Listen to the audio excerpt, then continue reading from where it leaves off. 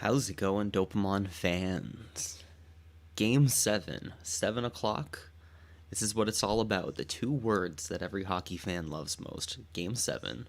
And we're here. Leafs versus Bolts. Right in Toronto. Maple Leaf Square right now is on fire. Quite literally. But, very excited. They're showing screenshots of everybody outside and little clips. People with with their shirts off, having a lot of fun. It is very warm in Toronto right now, so they can all enjoy that. Right now, both teams just in the dressing room. Let me get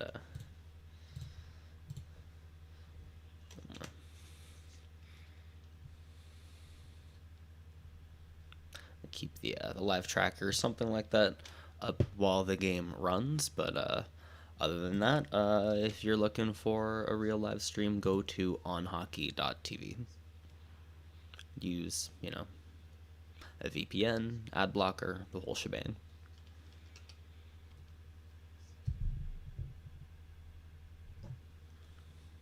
That's not okay. But if I like.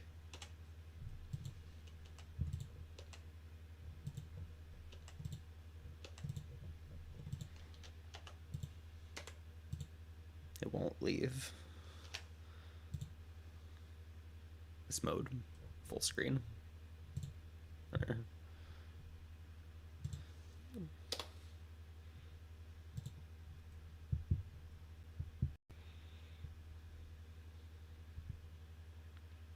How's everybody doing tonight?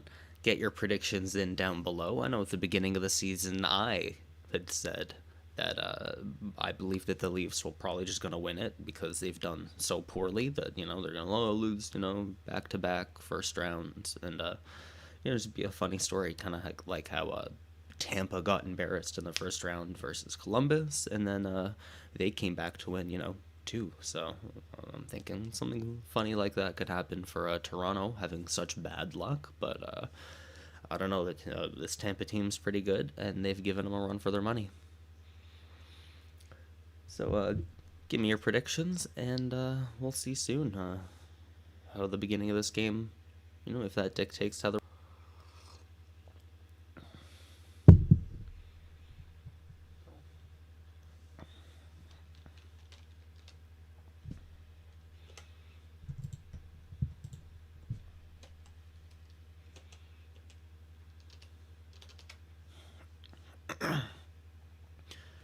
both teams are on the ice right now, just warming up.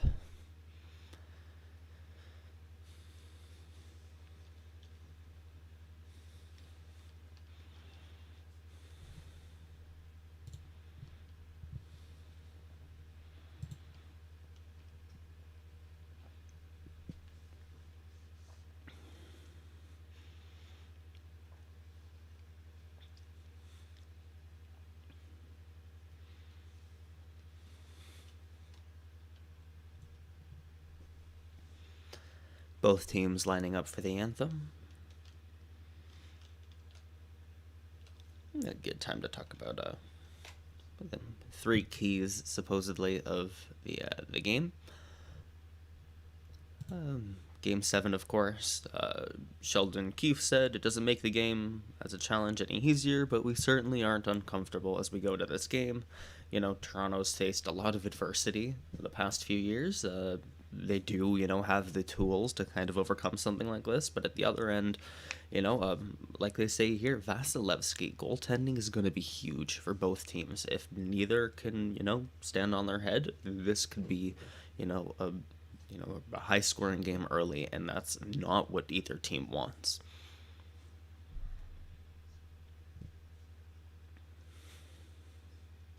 McDonough has played in 9 Game 7s, and in them, 7 wins, 2 losses, so good betting odds.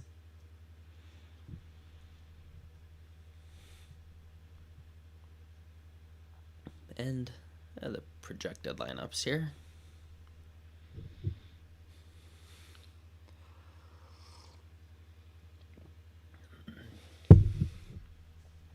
You got Palat, Stamkos, and Kucherov. Killorn, Cirelli, Point.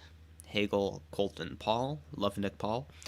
Patrick Maroon, Corey Perry with Bellemare in the middle, and then Victor Hedman with Chernak, Ryan McDonough with Zach Bogosian, Sergachev with Cal Foote, and in net, of course, Andrei Vasilevsky.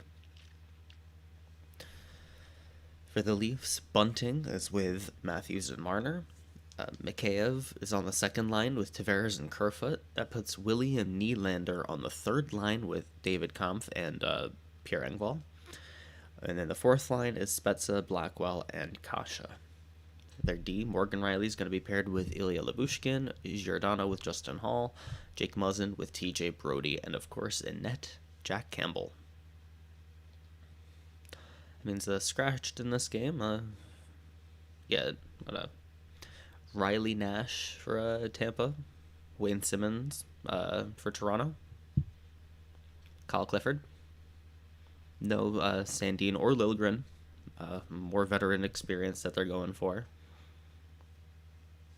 Personally, I think that there's, it's a double-edged sword with that. You kind of know that the veterans are going to have that kind of poise, presence that you need, but at the same time, you can kind of count on the young talent like Liljegren or Sandin to kind of, step up and have an incredible game and maybe be the difference maker. So it's hard for, a coach to decide, when is the right time for them to, get that moment. Of course, Tampa, on the other side, they've had a harder time keeping their roster together.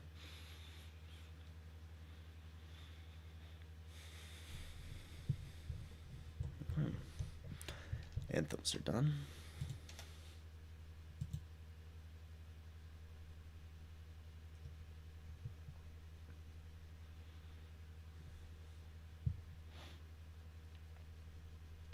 Here we go.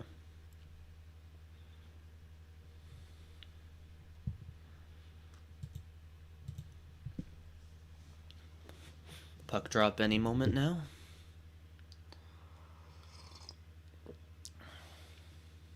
It's game 7, baby.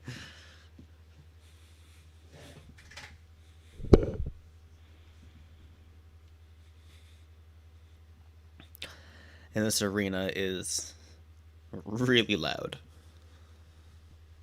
And puck drop, and that's Matthews winning the draw. Tampa takes it with a dump in. Campbell, good play to get the puck out of the zone.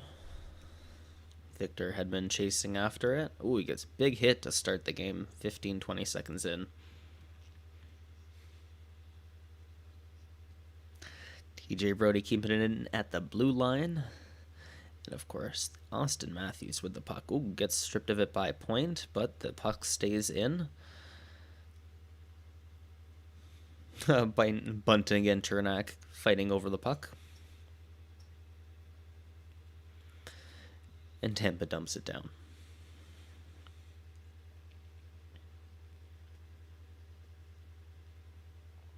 John Tavares receives a stretch pass, and a big shot in the offensive zone here, but it gets tipped, and it looks like it went over the glass.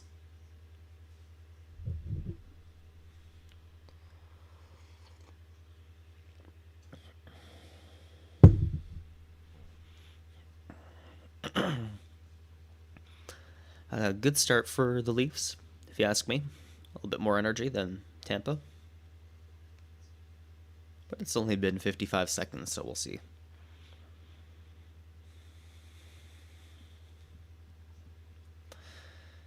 Kerfoot versus Stamkos for the draw, and Kerfoot wins it, but it looks like the winger for Tampa, Kucherov there, managed to get it.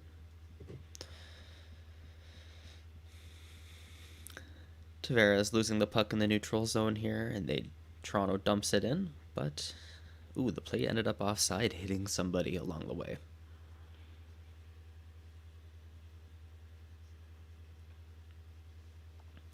For those of you unfamiliar, we're Dopamon, my best friend and I talk hockey news, analysis, and we got lots more planned for both the draft and the playoffs, so stick around.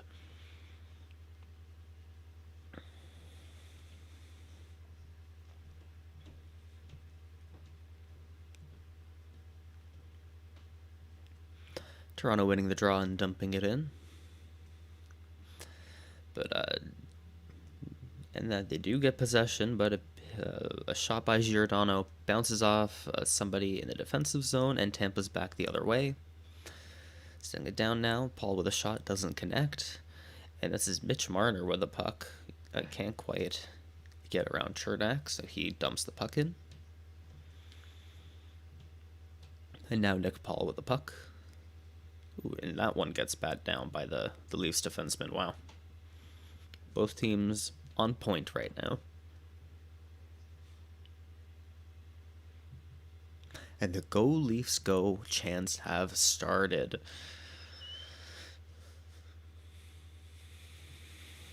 Nylander trying to clear the puck, but can't. Bellemare with the puck. Passes it to Perry. Perry trying to make something happen, but lost the puck along the boards. Kemp sends it to Brody, who clears the puck out. And, ooh, that's Pierre Engvall coming down the wing with a lot of speed, who passes out in front and in the slot. 2 shots, and neither can get by Vasilevsky.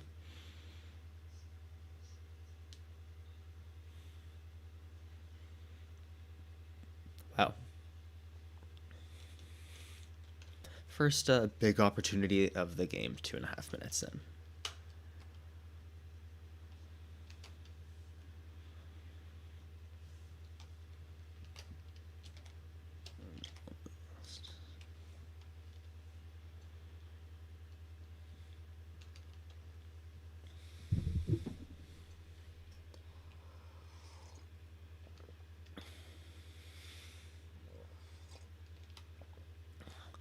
Puck draw in the Tampa zone. Tampa wins it. Back to Chernak. Now it's safe behind Vasilevsky, held by McDonough. And the chants start again. Go Leafs Go out in the audience. McCabe with the puck, passes it in the neutral zone. Riley coming up, jumping into the play, going around Vasilevsky, still has the puck, passes it to Muzzin, who takes a shot, and Vasilevsky has that one. Tampa going back the other way. Palat to Point. Point shoots 5-hole and misses. Ooh, a giveaway in the defensive zone for Toronto, and Point could not convert. Sort of a half chance. Zappa goes in with the puck now at the point. Shoots it around. D to D. Big slap shot by Bogosian, but misses. Possession, ozone possession starting to heat up for Tampa Bay here a little. Ooh, a big hit on Ilya Mikheyev, and the crowd is pissed.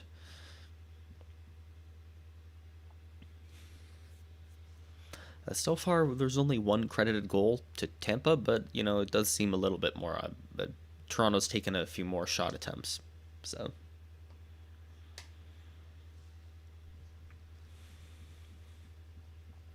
Tampa Bay in the offensive zone with the puck now.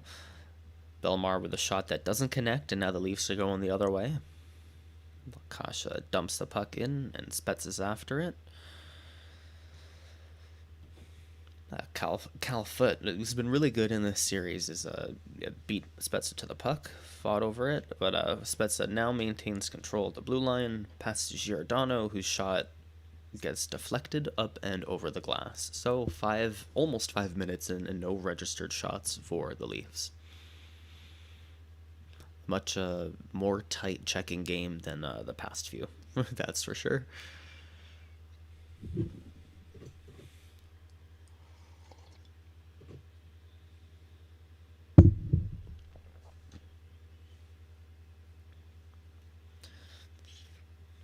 Leafs are 12-3 all-time in Game 7. We'll see if they can even that one up. Tampa winning possession of the puck off the draw, and now they're on. But their breakout gets denied by Toronto. Controls the puck in the D zone, passes it up to Matthews, who dumps in the puck.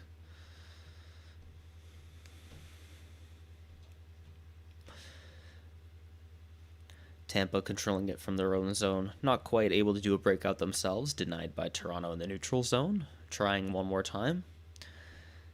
And a big hit by Matthews as Tampa dumps it in.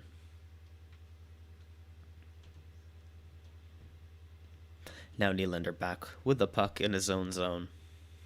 Passing it back to Lyubushkin, to Riley who dumps it in. Nylander in the corner with the puck. They can't quite get control of it. And, Corey Perry, who can't quite get the puck. Riley jumps on that. And now Riley with the puck down low. Pulls it back up to the blue line. Pass back and forth. Riley with a shot. And Andrei Vasilevsky with a nice glove save. That is the first registered shot for the Toronto Maple Leafs.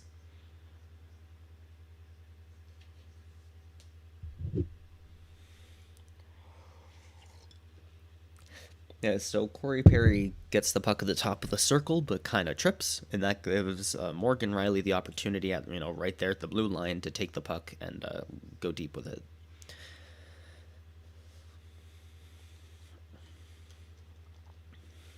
Face off in the Tampa zone. Not the first time I've had to say that already. Face off win for the Leafs. Shot by TJ Brodie on a one-timer. Doesn't quite connect. Muzzin dumps it in, and Vasilevsky, passes it out, and a turnover in front of Vasilevsky, but the puck seems to have gone wide. John Tavares here shooting the puck wide. And now Tampa's iced it, and the crowd is going wild. So, in the defensive zone, it was Vasilevsky who had got the puck on a dump in, passes the puck to, I didn't see if that was Churn, it was Foot, who loses the puck to Kerfoot. Kerfoot passes in front to Tavares, right in the slot, but Tavares just misses with the puck. Now the shots are 4-1 for Toronto, so having not had any of their shots count right from the start, they've got 4 now. And Leafs winning possession off the faceoff. Shot from the blue line. Marner with the rebound, but misses the puck. Marner centers the puck, and it goes down the other way.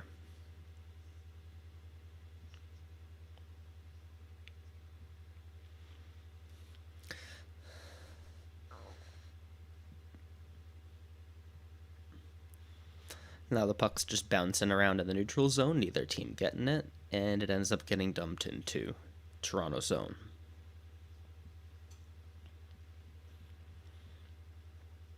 A bit of fighting along the boards. Campbell sending the puck around. Leafs able to get it out of the zone. A little bit of pressure by Tampa there, but not quite enough. Hedman passing to Stamkos, doesn't connect, and the puck goes over the boards into the bench.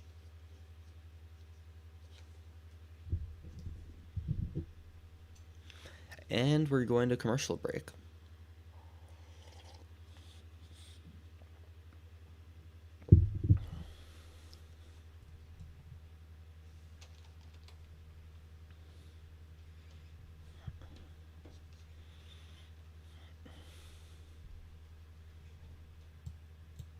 Puck in benches.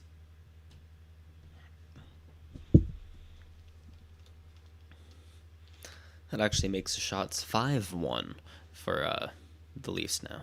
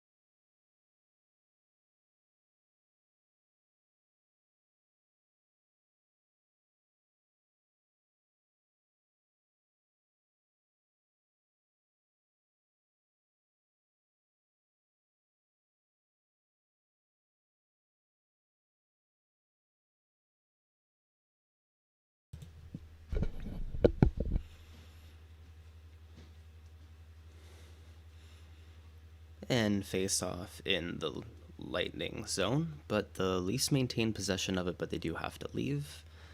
And then offside. So much for the commercial break.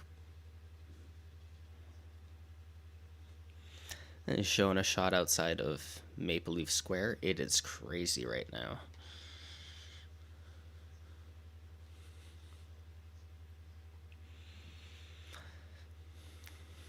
Tampa wins the face-off and dumps in the puck.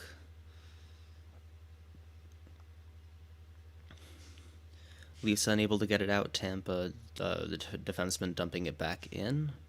D-to-D pass by Tampa here again. Ooh, McDonough with a shot that just goes wide, and I believe it was Nick Paul looking for kind of rebound chance, and that just missed. Ooh, and I believe we're getting the first penalty of the game. Kerfoot was hit.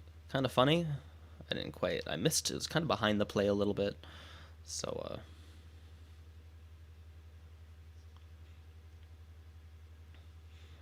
yeah, Kerfoot here along the boards. Might just gets tripped, I see.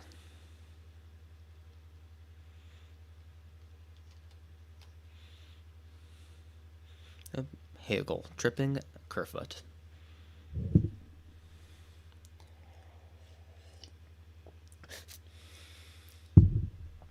So the past couple minutes of play, Tampa seems to have woken up, but really it's been all Leafs so far. So we'll see if this power play they can wake up. In the series, they're only 4 for 25. It's not good enough.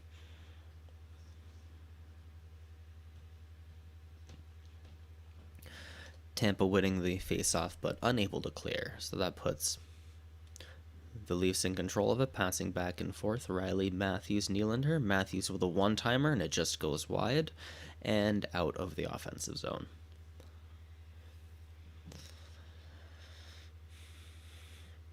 And the Go Leafs Go have started in the audience here. As Marner now getting into the offensive zone again. Tavares getting knocked down with the puck. Marner retrieving it, trying to find something around the boards. Can't quite get it, but gets to the blue line. Riley to Nylander, to Riley to Nylander, and Nylander gives a shot, and Vasilevsky gloves that one down. It's an 82.5 mile per hour wrist shot. Holy crap.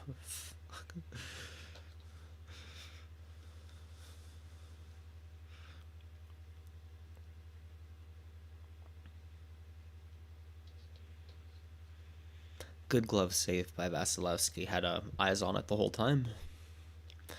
Now face off in the Tampa zone. It looked like Nick Paul versus Matthews.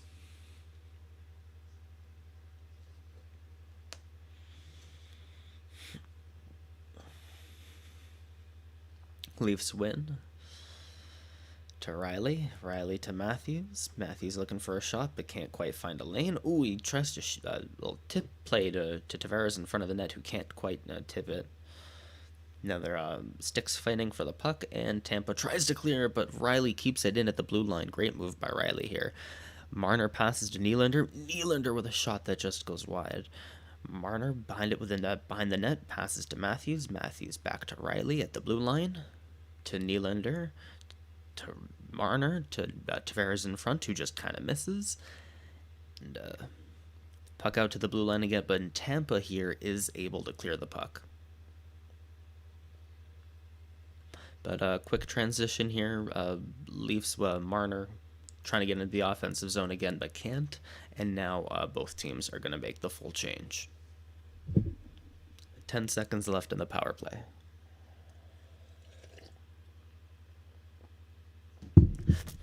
Giordano from behind his own net with the puck.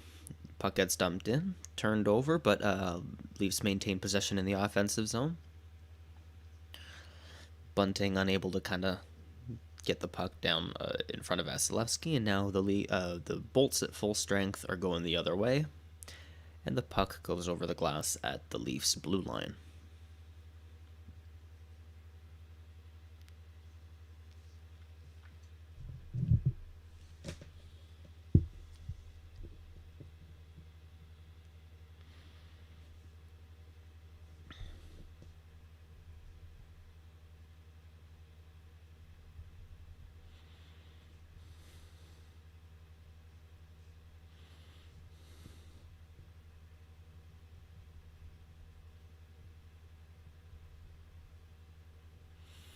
Now we're at a commercial break. I am not a fan of the commercial breaks. Did you guys know that the NHL is the only hockey league in the whole world that has television timeouts where, more than the 30 to 60 seconds that it takes to like clean the ice? The NHL has, these TV timeouts where they'll purposefully take longer just have more commercials and stuff, make more money, ad revenue and stuff like that. And they're the only league that does it, which was kind of disappointing.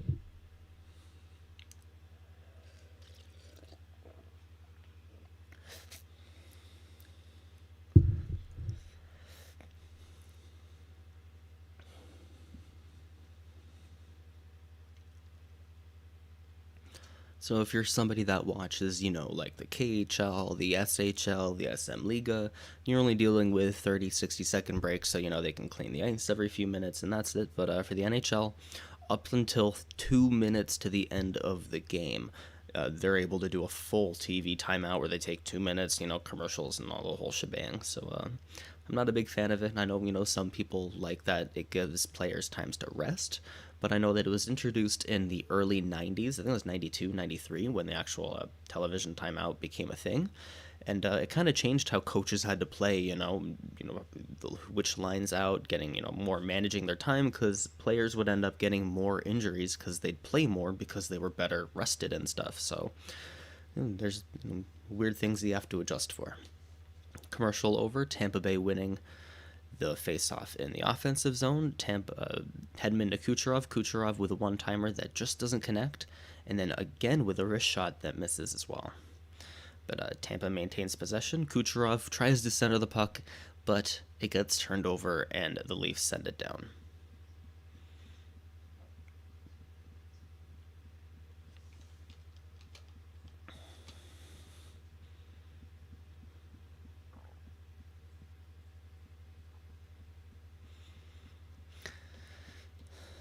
Tampa trying to set up in the offensive zone here now, but Toronto wins it in the D zone, tries to clear it, only gets it about halfway down. Kucherov with the puck now, quick transition point in the offensive zone, turns back to the blue line. Hedman with the puck, passes it to the wing. Stamkos putting it around the boards. Kucherov to Stamkos in the slot. Stamkos with a beautiful shot, misses. Ooh. And then the rebound shot as well. That was an amazing save by Jack Campbell to get the second effort there. As Alex Killorn, just on the right next to Jack Campbell, tries to put in the rebound and can't. Victor Hedman, big one-timer here from the point. Boos raining down from the audience now. Victor Hedman again passes to Kucherov. Kucherov in the slot and nobody there to receive it. Stamkos to Hedman. Hedman with a big wrist shot, and it's gloved down by Jack Campbell. Now, the past minute, Tampa's been all over, and it's a good thing that Campbell gloved it down here because they really needed a whistle. There must have been 8 shot attempts in total between rebounds. This amazing rebound by Killorn, and even better save by Jack Campbell.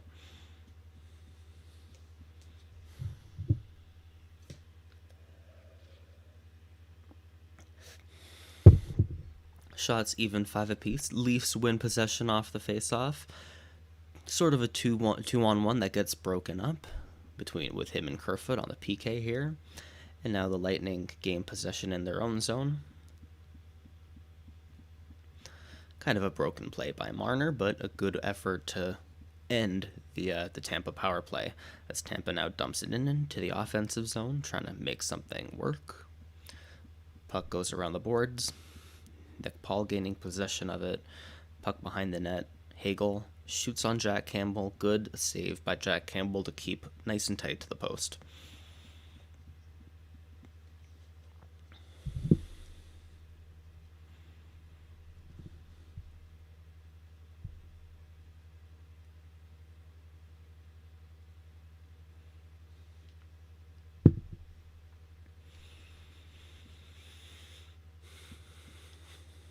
Marner's max speed, they're saying, got up to 34.3 kilometers an hour. That is almost driving speed in residential areas here in Toronto.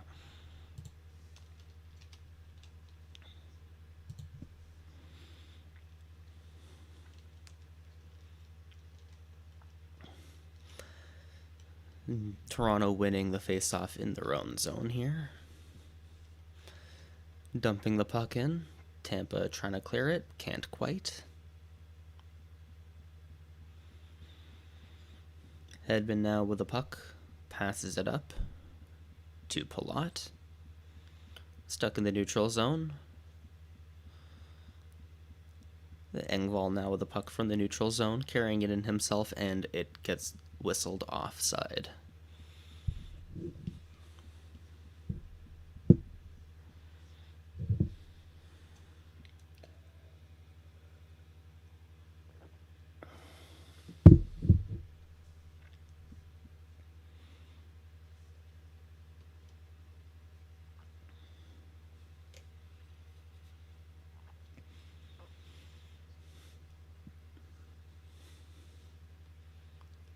And they seem to have mixed up lines. Apparently, John Cooper's mixed up, swapped Killorn and Palat, but we'll see how that impacts by the end of the game. Tampa with the face-off win here in their own zone, dumping the puck in. Matthews able to gain control, pass it to Labushkin, who does a stretch pass.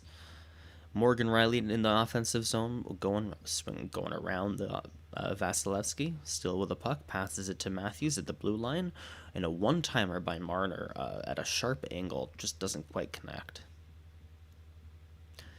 And the puck flies out in the neutral zone. I didn't see which Tampa forward that was who just dumped it in, so both teams now are making a change.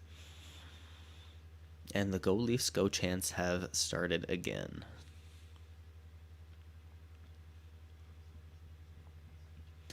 Toronto unable to get the puck safely into the Tampa zone. Giordano with the puck in his zone now, passing it around to Hall. Hall up the wing to Tavares. Tavares to Kerfoot along the boards here, but he loses control of it, and now Tampa's the other way. Perry to Maroon. Maroon gets it in deep. Now Jack Campbell behind his own net with the puck. Passes the puck up. Gets lost in the neutral zone. Tampa now with it again, trying to get their own breakout going. The puck stuck in the corner here, in the Toronto zone, and it's gotten loose. Nylander with a puck pass off the boards here. Doesn't quite connect to Marner, who tries to go for a stretch pass. Kind of half partial break there.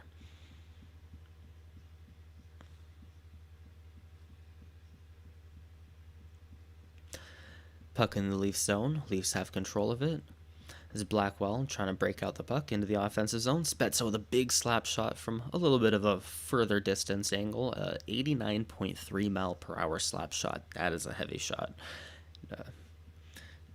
Kind of misses. And now Tampa in the defensive zone with their own puck. Well, in their own zone with a puck. Sergachev with a breakout pass. Now Bogosian joins, jumps up into the rush. Can't do anything in the offensive zone. Now the puck's going the other way, and a 3-on-1 odd man rush almost formed there and got broken up by didn't see which Tampa D. Killorn in the offensive zone, trying to make something work along the boards to point. Passes it to the blue line. Bogosian with a wrist shot. That one doesn't quite get through traffic, and now the puck's floated its way into Tampa territory.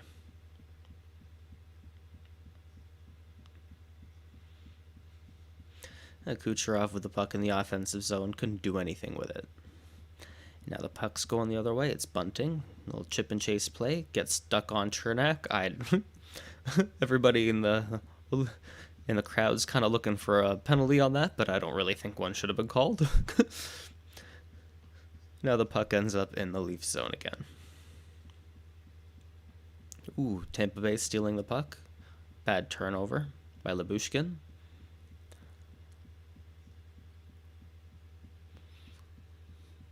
And the puck doing a little dance in the neutral zone. Nobody can get a handle on it. And that's Bunting now, dumping it in.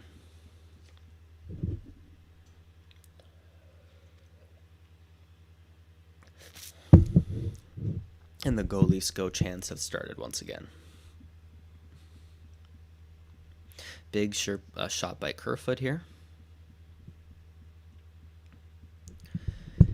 Tavares along the boards with the puck. Trying to do some dance work. Oh, with an incredible effort. Really close in, trying to make something happen by himself with the puck. Takes it, tries to get it, in deep right in front of Vasilevsky and gets really good elevation on the puck. But Vasilevsky right there couldn't squeeze that one by him. Amazing save by Vasilevsky here.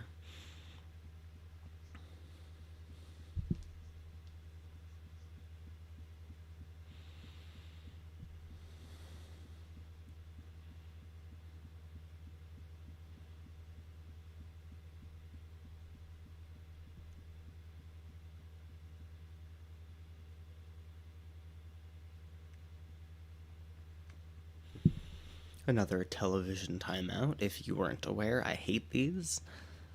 As I mentioned before, the NHL is the only league in the whole world that has television timeouts, where, when the maintenance crew has to, go over the ice with shovels, clean everything off, do, whatever they have to do.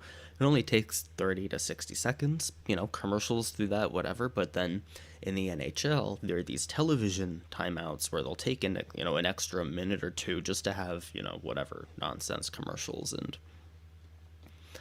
some people appreciate it because it gives some players extra time to rest up and stuff like that. But it also, I feel like, kind of takes away from the pacing of the game a little bit. And I know when it was introduced in the early 90s, it kind of caused an increase in scoring, an increase of injuries and stuff, where all these star players would get more time because they were more rested during the game because, they had this break. And as a result, more time on ice, more injuries to stars. And that was something that coaches just had to adjust to. And that took a full television timeout to explain, because we're going to get a face-off any second here.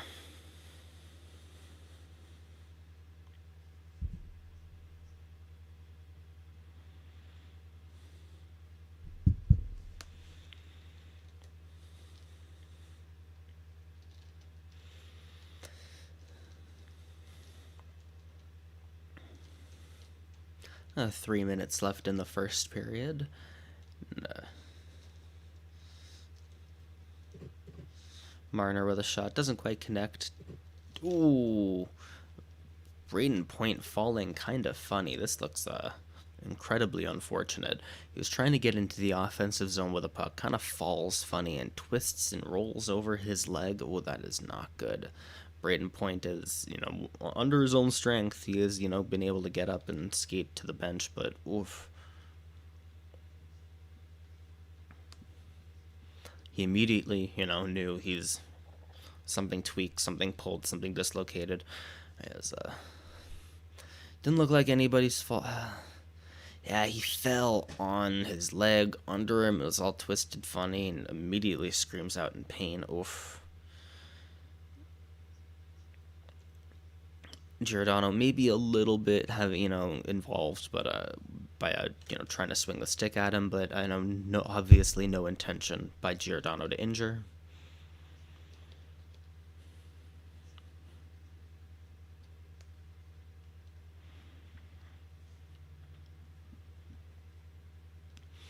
And that is rough. Braden Point, of course, Tampa's #1 center basically, and with him out, this Game 7 looks, completely different because he's already been such a huge part of not only Tampa's defense, but their offense.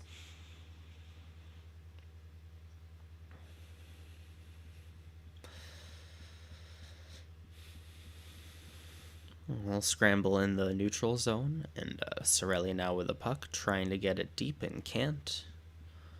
Puck still just doing a little dance in the neutral zone, back and forth, nobody getting control of it. Seems like that injury kind of changed the energy a little bit of the game, and we'll see how if either team how they respond. Colton with a big dump in gets the puck around. Tampa trying to gain possession in the offensive zone now. Calfoot dumping the puck around again. They can't quite, and the Leafs now going back the other way on a corner, kind of broken 2-on-1. Giordano with a shot here, and it just goes wide. Vasilevsky probably would have gotten it, but still a great shot. Oh, going the other way. Tampa Bay here. Oh no. Nick Paul, first Stanley Cup goal. This is rough. Right as there was a great chance going one way by Giordano, the other way. Nick Paul bringing the puck from the neutral zone, passes to Hagel. Hagel with a one-time shot. Jack Campbell can't handle the puck. A little bit of a rebound. Rebound goes right to Nick Paul's stick. Nick Paul on the rebound. Easy goal. Right there, empty net. Oh, that is rough. Oof. Now the rebound got kind of weird, and just the puck landed right on Nick Paul's stick. Couldn't be more perfect.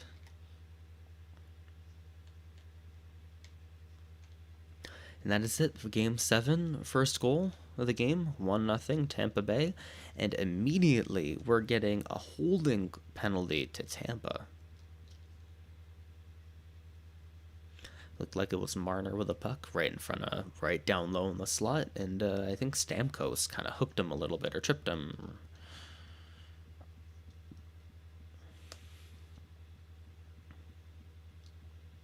Yep, that was Stamkos. Mitch Marner, doing beautiful things in the offensive zone with the puck.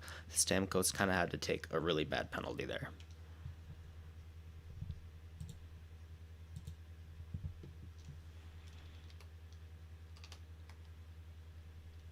It's all updated. Face off in the Tampa zone. Tampa wins it, and they clear it down. Now Jack Campbell stops the puck behind his own net. Morgan Riley can take the puck.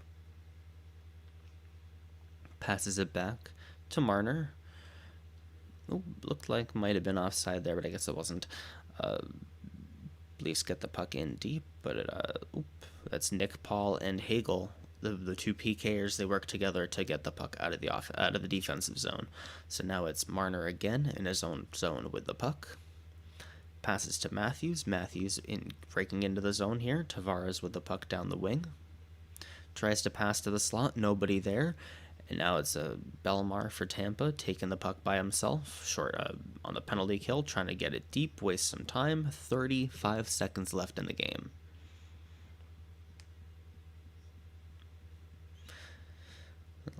Time's dwindling down. Marner again in the defensive zone with the puck, looking a little bit tired. Passes to the wing for Tavares. Can't do anything with the puck. Still bouncing around the boards. Sergachev looks like he cleared it, and it gets out of the defensive zone. 10 seconds left. One last chance for Toronto. And Marner can't handle it at the blue line, and Hedman clears the puck. Oh, can't get it by. Marner with a shot. 1 second left, and a no goal about a second after the period ends. That's Michael Bunting. Tampa unable to get it out with 5 seconds left. Hedman turns it over right at the blue line. Marner with a shot goes right onto Bunting's stick. Oh, that was beautiful. But a solid second. Oh, actually, it didn't go in the net. I thought that one went in and was after. That was just off the post. I'm blind. And that is the first period. 1-0 Tampa is the current score.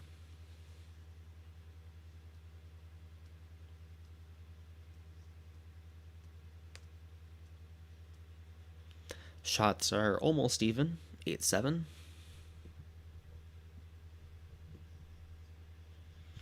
First goal by Nick Paul.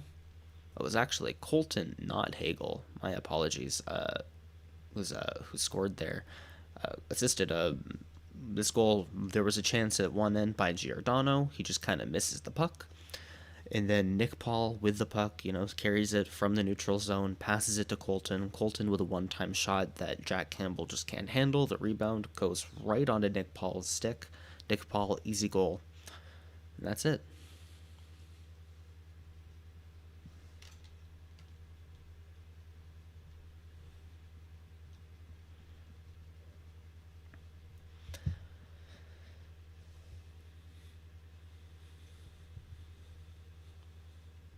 So far, one penalty for the Leafs. It was a delay of game. I didn't even realize the puck hit Giordano's stick, went over the glass. And then, but two for Tampa, one on Hagel for tripping Kerfoot. That was a pretty bad one, pretty lazy penalty. Kind of just stuck his, stick out right at his feet. And then Steven Stamkos here, kind of with a half necessary, half lazy kind of penalty. Couldn't stop Marner, so we had to like pinch him, throw him down. We'll see if the Leafs can make Tampa pay, in the beginning of next period when they have, about a minute here, what is it, maybe a minute and a half, 35, 25 seconds or something on a power play time. Not a lot of time, but still enough to score, especially in the playoffs. You got to make every second count, and we'll see. I know statistically, power plays that extend, beyond one period into the next, they have a much lower, per minute chance for like scoring. I don't know why, but when you start like the next period with only a minute and a half, like you're less likely to score, per whatever than if you had a full 2 minutes or something. That's just an interesting.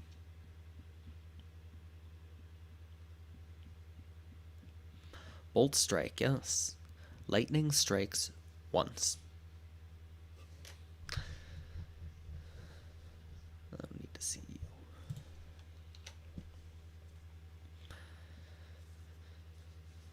Game 7, Leafs versus Bolts. In case you weren't clicked on the wrong thing here, and scores from around the league as we're in the first intermission, 3-2 in Carolina. Actually, I don't know if it was in Carolina. Yeah, it was in Carolina. And that means that no Boston in round 2. That is their end of their playoff hopes and dreams.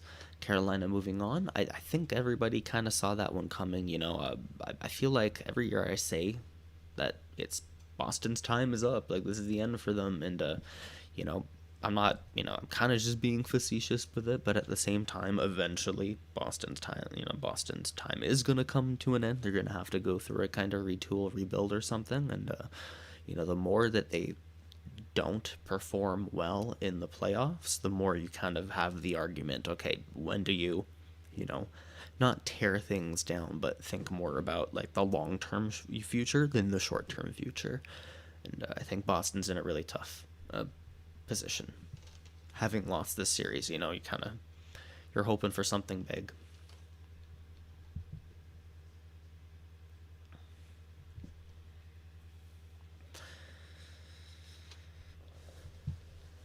Interesting note made. Let's see if I can find some team stats here. For time on ice here, I believe Nick Paul. I'll click on Tampa Bay Lightning. Pause this stupid video in the background. Nick Paul should be leading. Oh, it's Killorn. Okay, it's between Killorn and Paul as the two time on ice leaders for forwards. Nick Paul, of course, from traded from the Ottawa Senators for Matthew Joseph and a 4th round pick. A really good trade for both teams. I feel like I'm a huge Ottawa fan. I'm a huge fan of Nick Paul. I was really disappointed when he was traded. I thought they could have gotten more, but having seen Matthew Joseph, click so well, I think, fair trade, whatever. And he's playing a huge part of this series here. I've watched every single game, and there's probably no name, on the Tampa Bay roster mentioned more than Nick Paul. He's all over the ice doing all the good things, and, he has been rewarded here in Game 7 to strike first, right with a minute and a half left in the first period. It was a good goal. Giordano going one way, misses the net, and then Nick Paul scoops up the puck, carries it in, passes to Colton, who lets off a big one-time slap shot. Jack Campbell can't take the rebound, which just lands right on Nick Paul's stick. Easy goal for Nick Paul right there. And that's it. Lightning strike once, and that is the first intermission report.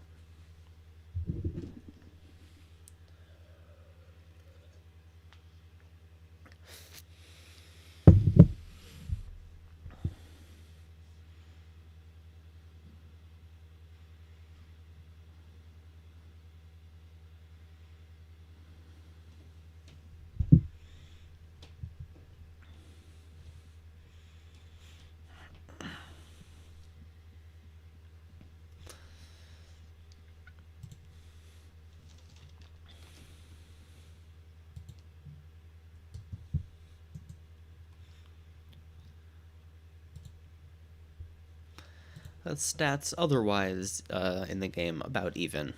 Uh, block shots are a little bit leaning towards Toronto, but I feel like they kind of, Tampa Bay might have had a few more shots. Takeaways even, giveaways almost even, hits even. It's been pretty tight checking for both teams.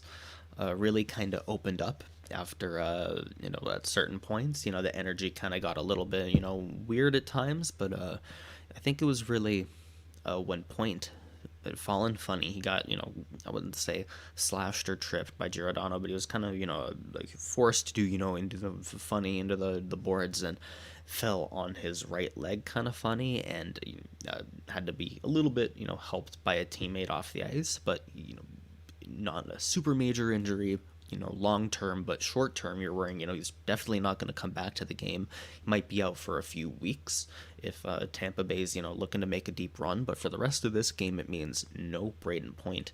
And I felt like that kind of changed the energy immediately. Both teams seemed a little bit, standoffish, trying to judge how the other kind of felt. And Tampa came out with this one. The game kind of opened up, I felt. And that's not, I feel like if this game opens up too much, it leans in favor of the Tampa Bay Lightning, where, they have all these superstar scorers and stuff, and they've done it before. And if the score is going to start to run up, I feel like it's going to lean towards them.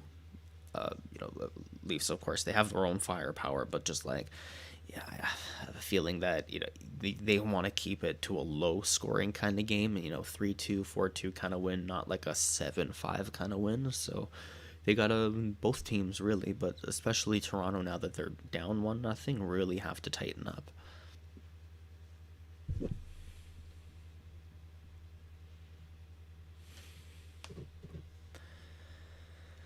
About halfway through the first intermission.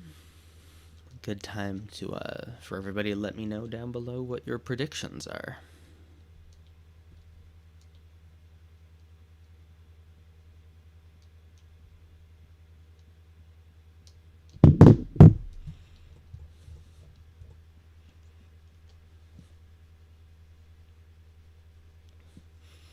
For those of you following along on the channel, you know that we have a very, very, very special prediction that might come true. Where, here, I'll put it up now.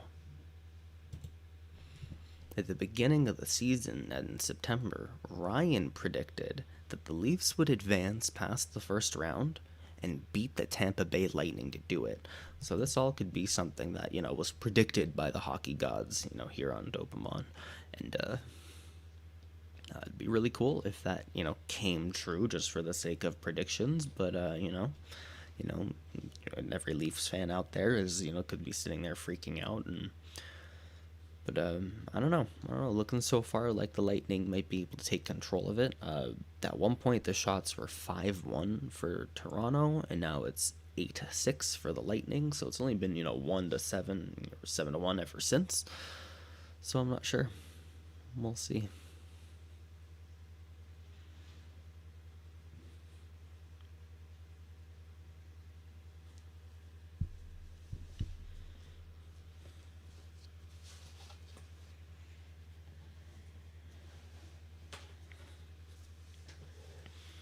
I'm just glad I'm not a huge Leafs fan. If I were a huge Leafs fan, I'd probably be freaking out right now, especially after that Game 6. Let me know down below, guys, if you're a Leafs fan, how you guys felt, what your reaction was. It's of course, there's two of us here on the channel, but I am not the Leafs fan. I do try and follow every team. I do like every single team in that regard, but Ryan's the one who is, and I feel for him. If I were a Leafs fan, I don't think I could be handling myself right now. I'd be sweating, I'd be crying.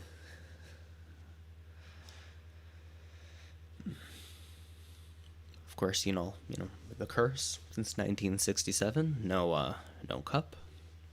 And in the past 17, 18 years now for the Leafs, they haven't left the first round of the playoffs, which can be really hard on a team, mentally, when you have this kind of stigma following you. You're dealing with, the media sitting there being like, oh, you're probably, gonna lose. That's just the pressure that they have to live with, and it can be intense. So I gotta respect, both teams for how well they've done, but especially the Leafs, as an organization, to face all the pressure that they do, and they already made history, twice this season. Once by getting 50 wins, once by getting, Austin Matthews to score 60 goals, which itself is just incredible, and you already have so much to be proud of as an organization, as a fan base. It'd be nice to just get that, get the cup. It'd be nice to get that extra little something something.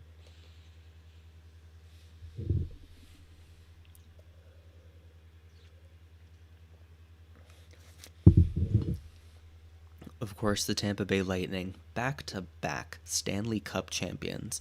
If you lose to them, you feel bad, but at the same time, you lost to the back-to-back champions. You gotta take a step back and think about what an achievement that could be and stuff. And but if they beat them. And of course, for the Lightning, you want to go back to back to back. You want to prove that Lightning doesn't strike twice. It strikes thrice. And of course, for Patrick Maroon as well, having won in St. Louis and back to back with the Lightning, he's trying to go for 4 in a row. That would just be the most incredible thing ever in the modern era of hockey, to win 4 back to back to back to back. Stanley Cup. So I kind of want him to do it. I don't have any personal connection to Patrick Maroon, but I think it'd be really cool. Let me know what you guys think, if you agree. Or if you really hate Patrick Maroon, I don't know, let me know.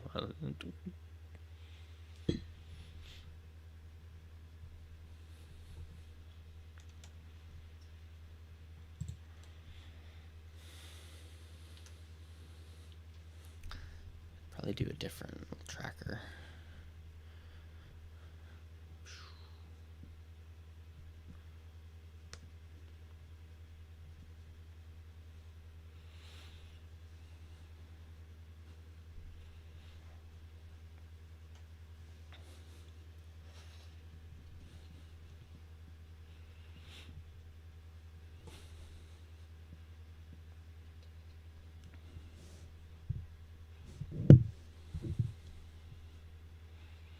We're about 2.5 minutes now from the second period beginning.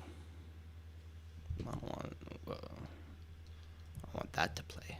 Get me caught for something. No NHL copyright here.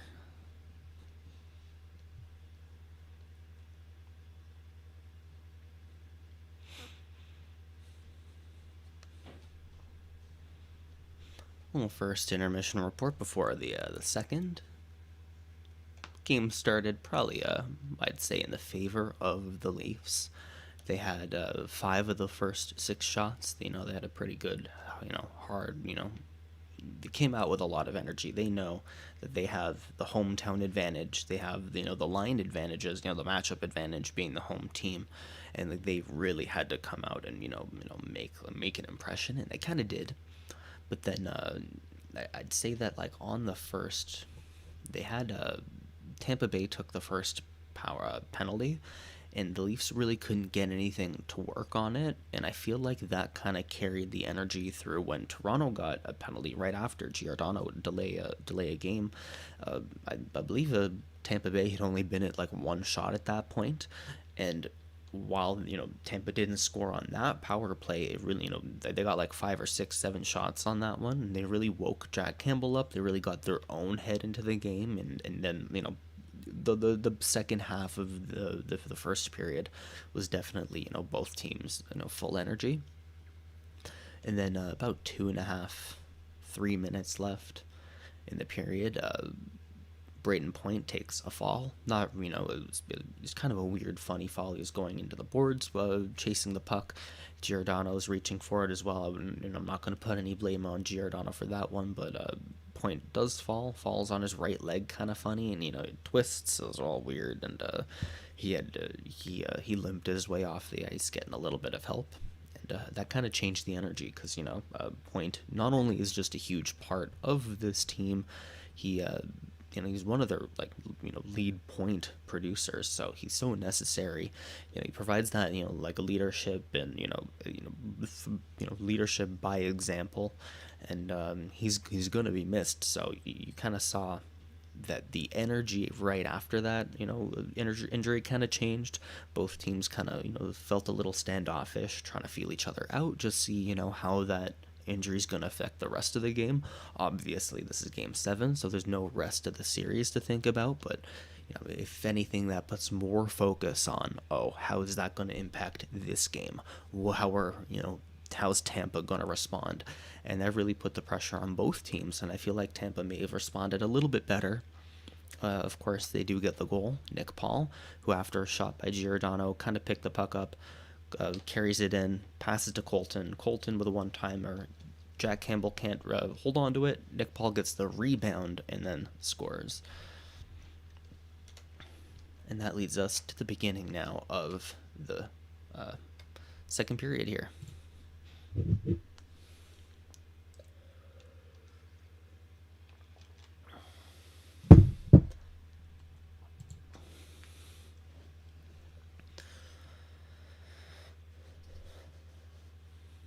Oh, and contrary to everything I just said, Braden Point is back on the bench.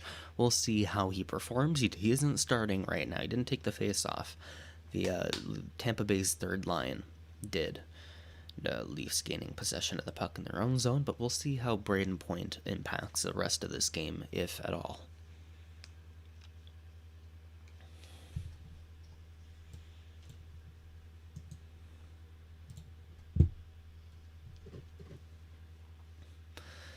Matthews to Marner for the zone entry, to Tavares along the wing. Now Tampa Bay getting the puck and clearing it in. Jack Campbell behind his own net, passing it around the boards. Riley to Brody. Well, it looks like can't tell if that's because of the PK or not, but it looks like they've paired Riley and Brody back together as opposed to Riley and Lyubushkin. Or maybe I just saw them in the middle of a change, because now it's Muzzin Brody. And the Go Leafs Go chants have started 1 minute into the second period. Ooh. Puck in the offensive zone for Tampa, kind of just bouncing around. Almost got a point. Oop, and it looks like offside. Tampa Bay passing around the boards to their own defenseman, and at the blue line just couldn't get held in.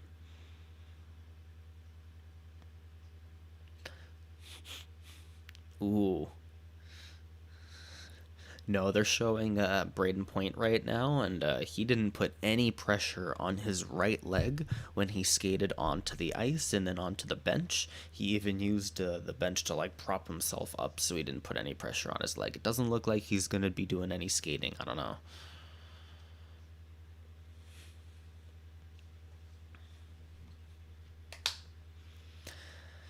Leafs dumping the puck in, now in the corner in the Tampa zone. To the blue line. Riley trying to control it but can't.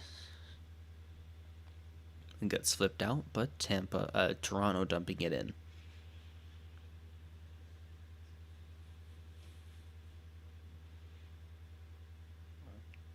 Tampa ices the puck.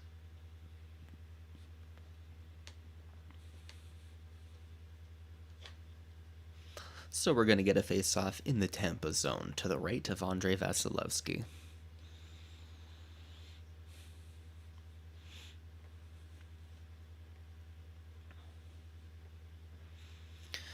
Nick Paul on the ice to take the face-off against Matthews. Still, Matthews on the ice here. Ooh, that was a good shot by Bunting on a set play off the face-off here. As Matthews kind of tipped it to Bunting. Bunting tried to get a sharp angle on Vasilevsky, but Vasilevsky able to keep this one out. Oh, it looks like Braden Point's on the ice. God damn, what a trooper. That's they're right when they call hockey players the toughest people on the planet. Toughest athletes. Oh, Braden Point. Oh, good defensive move by Point. He does not look okay. No, this is not okay. He needs to get off the ice. No, he is hopping and skipping. You can tell that Point is wincing in pain right now. He should not be. Yep. Now one shift, that's all for Braden Point. He is back off the ice. He did a really good defensive play. He lost the face-off. He did stay in the zone and he kind of denied. He did a really good defensive move in the defensive zone where he denied a pass, but tried to take a big stride, and then you can see that he kind of just hopped funny on the leg, and he was not. He skated right off and couldn't put any pressure on that right leg anymore. That is the end of it, and he looks like he's crying on the bench right now. He is in so much pain, and he is trying so hard to stay on the bench. All my heart goes out to Braden Point. Tampa Bay winning the face-off, getting it deep, but then they ice it again. This is so rough. Braden Point has 30 playoff goals since 2020. That leads the NHL, and he is currently on the bench right now. But he is in a lot of pain. He has his head down, his hands over his head here, trying not to show any emotion, trying not to show that he's literally, like, you can tell he's bawling his eyes out. Like, his teammates are giving him pats on the back, being like, don't worry, bud. Because he's just trying to, be a good role model and leader out there. He's trying to, give his team the edge. It's Game 7. They aren't up 1-0, but tough position for Braden Point.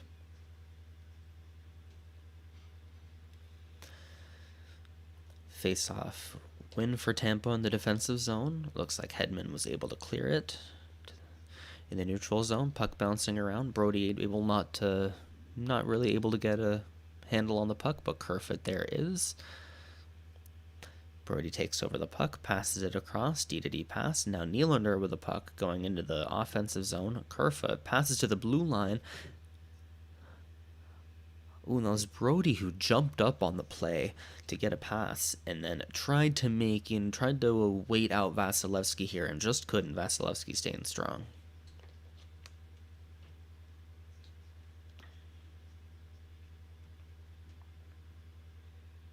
Good move by Brody to jump in from the blue line to go deep with the puck, but just unable to find a passing lane or anything. Good defense by Tampa. In the home zone with their puck, Tampa now trying to get it out. Lots of pressure on them. Held up at their own blue line by Spezza, who gets it dumped deep into the zone. Ooh, big hit. Jason Spezza throwing a huge hit on Nick Paul against the boards in the Tampa zone here. Or it wasn't Spezza. I didn't see who threw it. Maybe Blackwell. Yeah, I think it was Blackwell. Now Kasha from his own zone dumps in the puck, hits Andrei Vasilevsky.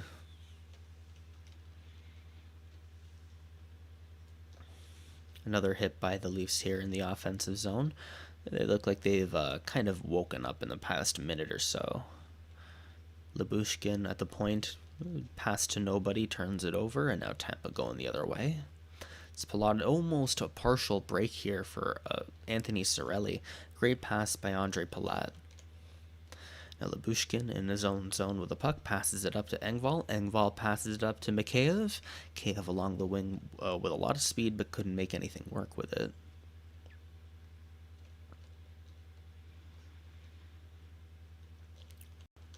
Leafs cycling the puck in the offensive zone, trying around the boards, shot in the slot but can't connect. Now Brody with another shot from the blue line, and that one does make it to Vasilevsky, who has it but cannot find it. It gets lost somewhere in his equipment.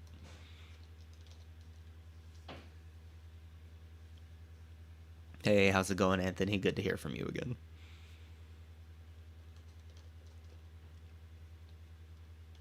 Who do you think, Anthony? Who do you think? Who do you have for this game? That's going to be a better matchup.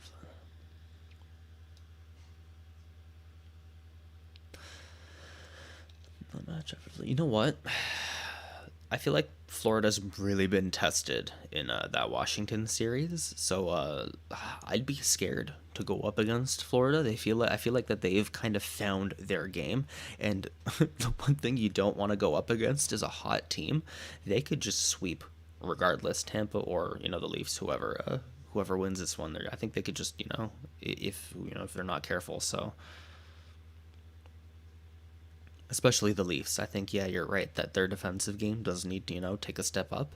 I don't think it's strong enough to make it, to be a Stanley Cup team, the Leafs defense at least, and we'll see, though. Definitely in this game, I've seen a little bit stronger defense from Tampa so far.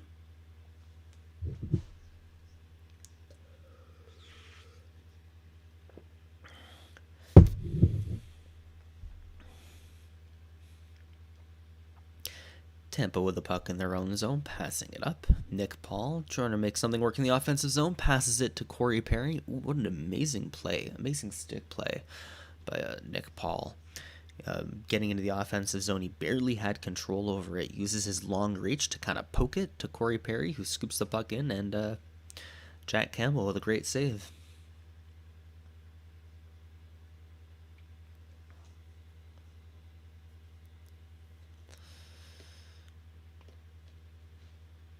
Though for Florida, I'd love to see them kind of get a retribution or a revenge, something, Anthony. If you, for Florida to beat the team that beat them last year, I'd love to see that happen. Or maybe even Tampa to beat the same team again to prove that they still are a cup contending team. Face off here in the Toronto zone. Leafs get control of it, try and clear it, but can't get very far. The neutral zone is Bogosian that clears and dumps the puck into the Leaf zone again, and now they're fighting for it along the boards. Lightning D gain possession. Corey Perry with a shot from a little bit of a distance here, but it did get through to Jack Campbell, who gloves it down.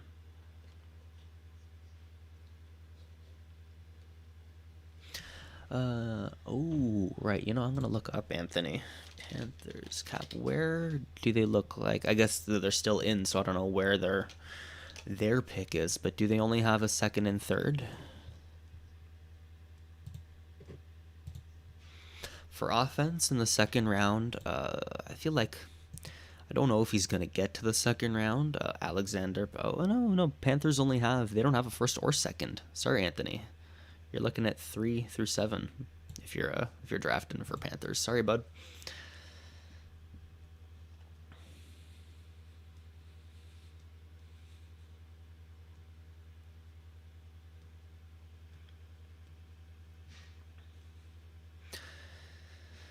Neutral zone, Cirelli gains control of the puck here to Kucherov. Kucherov tries to bang it around the boards but can't. And now the Leafs gain possession. They're trying their own breakout. Engvall just can't quite gain possession of the puck. And they pass it back to Jake Muzzin.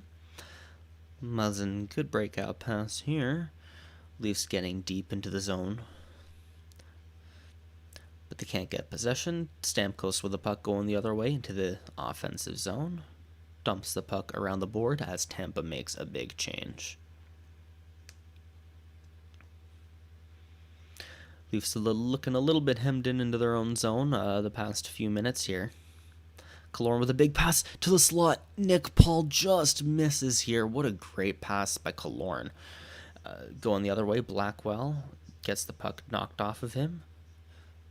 Taken to the end board, Spezza with a puck, and Tampa Bay gets possession and clears it out. And now Toronto's in their own zone with the puck. It's Morgan Rielly setting up. Big breakout move, gets the puck in deep, dumps it himself. but they can't get possession. Now Sergachev with the puck in the defensive zone, getting a nice breakout pass to Colton. Passes it up to Hagel. Hagel in front to Corey Perry, but that pass just doesn't miss and just misses in the slot. And now Tampa in their own zone with the puck.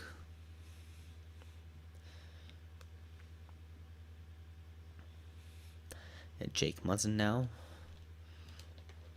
behind his own net, goes around, can't quite do anything with it. Puck gets knocked loose. Brody now with it, recovering the puck in his own defensive zone with a big pass up that hits Marner but can't quite connect. But now Matthews with it, getting into the zone with a puck and a little bit of a knuckleball.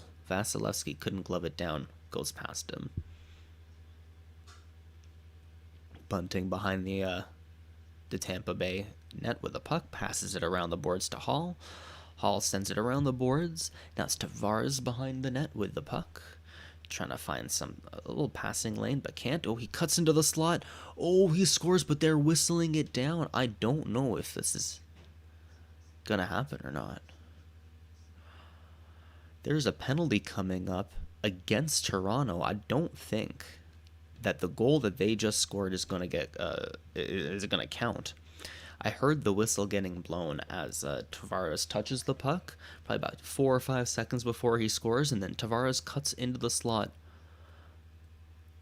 Ooh, the boos are raining down. This is a pissed off audience right now. There was a penalty behind the play while Tavares has the puck. Tavares cuts to the slot, tries a big shot, but I can't see where the penalty is. Oh, it was Hall. Hall has an interference penalty. He kind of used his body to take a weird. Oof, that is a tough break for the Toronto Maple Leafs, who are still down 1-0 in this game.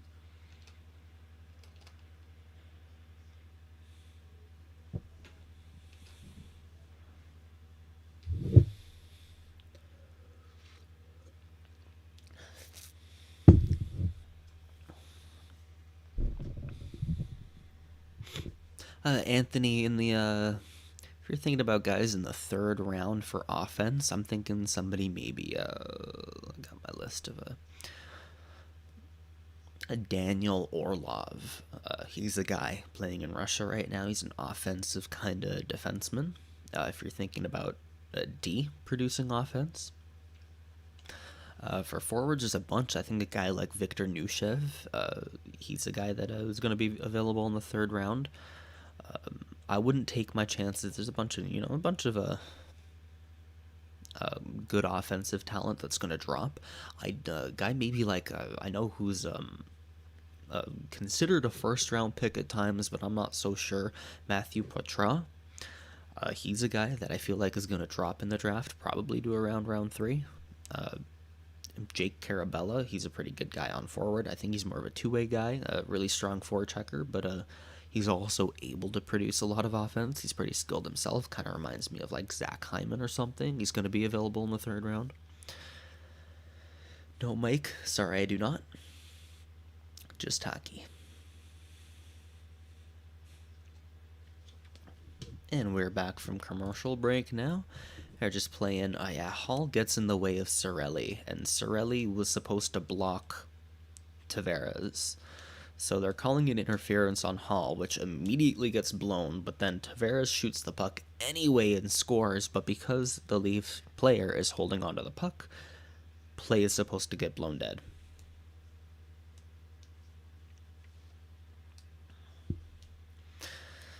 Lightning getting possession of the puck off the face-off here, getting their cycle worked up. Ooh, pass in front to Perry, but can't get anything on the slot. Victor Hedman at the blue line with a fake shot, and now Marner with the puck after that fake shot doesn't connect as a pass. And Victor Hedman now in his own zone with a puck, recovering that. Oop, and the Leafs were doing a change, give a little bit of space for Hedman to walk into the zone, passes it back with cycle. They're cycling the puck around Tampa. Another fake shot by Hedman to Stamkos. Stamkos to Hedman to Kucherov. Kucherov with a big one-timer that gets blocked. Hedman with a fake another pass to Stamkos, to Hedman, to Kucherov. Kucherov trying to pass to Killorn right in front of the net down low, and Killorn can't squeeze that one through. Ooh, Killorn threw a little bit of a punch on Giordano, and the ref, you should have seen the look on the ref. He gave one of those, when, like, don't make me give you a penalty for that, bud.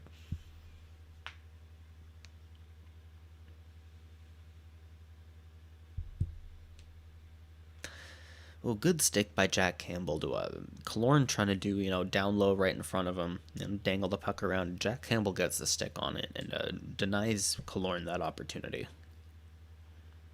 1 minute left in this Tampa power play.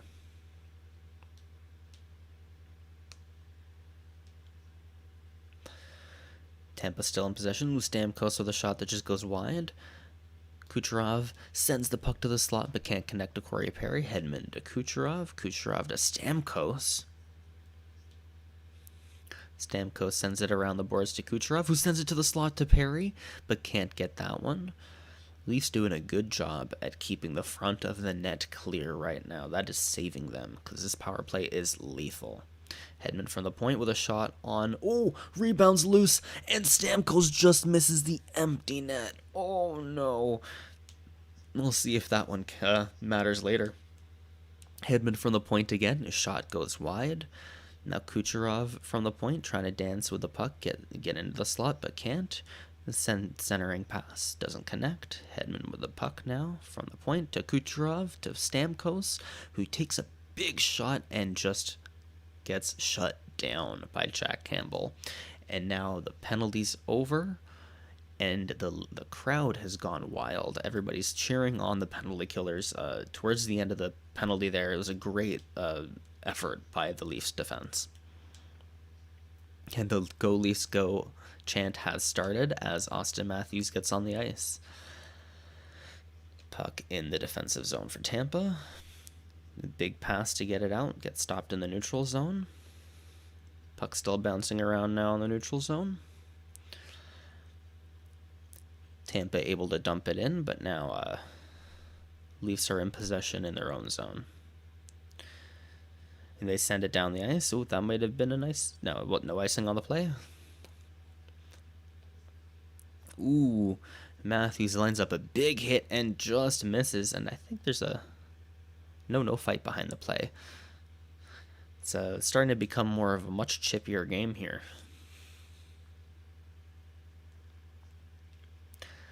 Big stretch pass for Maroon doesn't quite connect. Leafs in their own zone. Hall passes the puck up. Engvall trying to carry the puck himself into the Tampa zone and does. Muzzin on the wing there, shoots the puck in, and Vasilevsky gloves it down. Now the Leafs have done this probably 12, 13 times now on their zone entries. They try and force, like, they go down the middle. It's been Engvall, it's been Marner, and then they try and pass it to the wing. Usually it's been Tavares on the left wing, or in this case, I didn't see who that was, but it was Engvall passing to the wing to somebody, and it's just not working. Tampa Bay sees this. They're able to keep the Leafs, force them wide, and then just deny the Leafs any chances at all. This is clearly not working. I don't know if it's a habit thing on the Leafs, if they're just worried to, try and force the middle of the ice and have a weird turnover right there in the middle. But I think they need to be a little bit more creative on their zone entries, because all they're doing is just passing it to the left winger, and then a strong right D on the Tampa team is just pinching along the boards and denying Toronto the opportunity to set up on the offensive zone. So we'll see, this commercial TV timeout here, if Sheldon Keefe can kind of rally his team, maybe change up their zone entry strategy, because they need a new breakout move, because this just isn't working right now.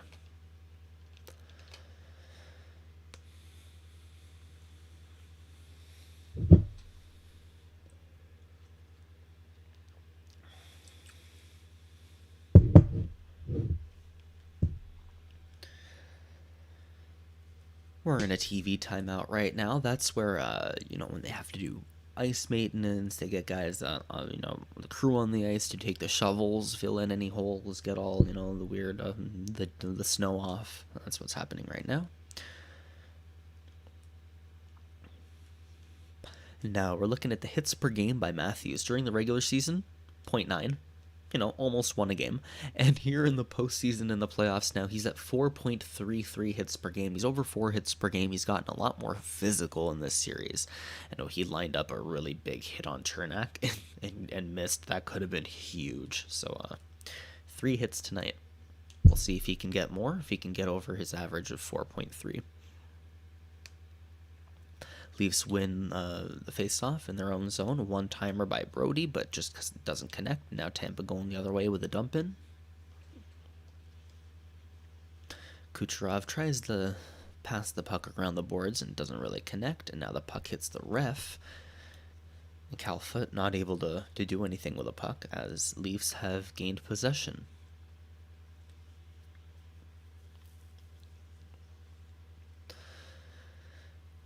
Toronto with the dump play doesn't quite work.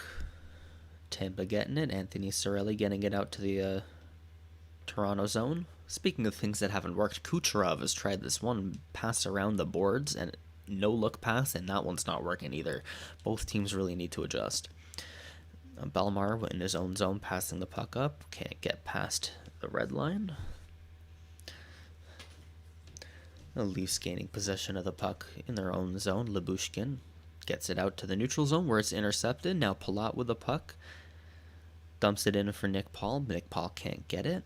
That's Killorn, Nick Paul, and Palat right now because Braden Point, of course, is injured. So Nick Paul's taken his role as that center. Nick Paul trying to find a passing lane into the slot. Passes the puck around the boards. Can't quite get there. Now Leafs have possession of it. Marner with the puck. Passes in front. Oh, pass to... Oh, wow. Beautiful goal by Morgan Rielly. Mitch Marner carrying the puck from the defensive zone. Gets into the offensive zone. Great pass to Austin Matthews, who's standing in the slot with the puck. Probably could have taken the shot himself. Elects not to. Passes to his right wing, where Morgan Rielly with a beautiful wrist shot just over Vasilevsky's glove. Marner to Matthews to Rielly. Beautiful wrist shot right over Vasilevsky's glove.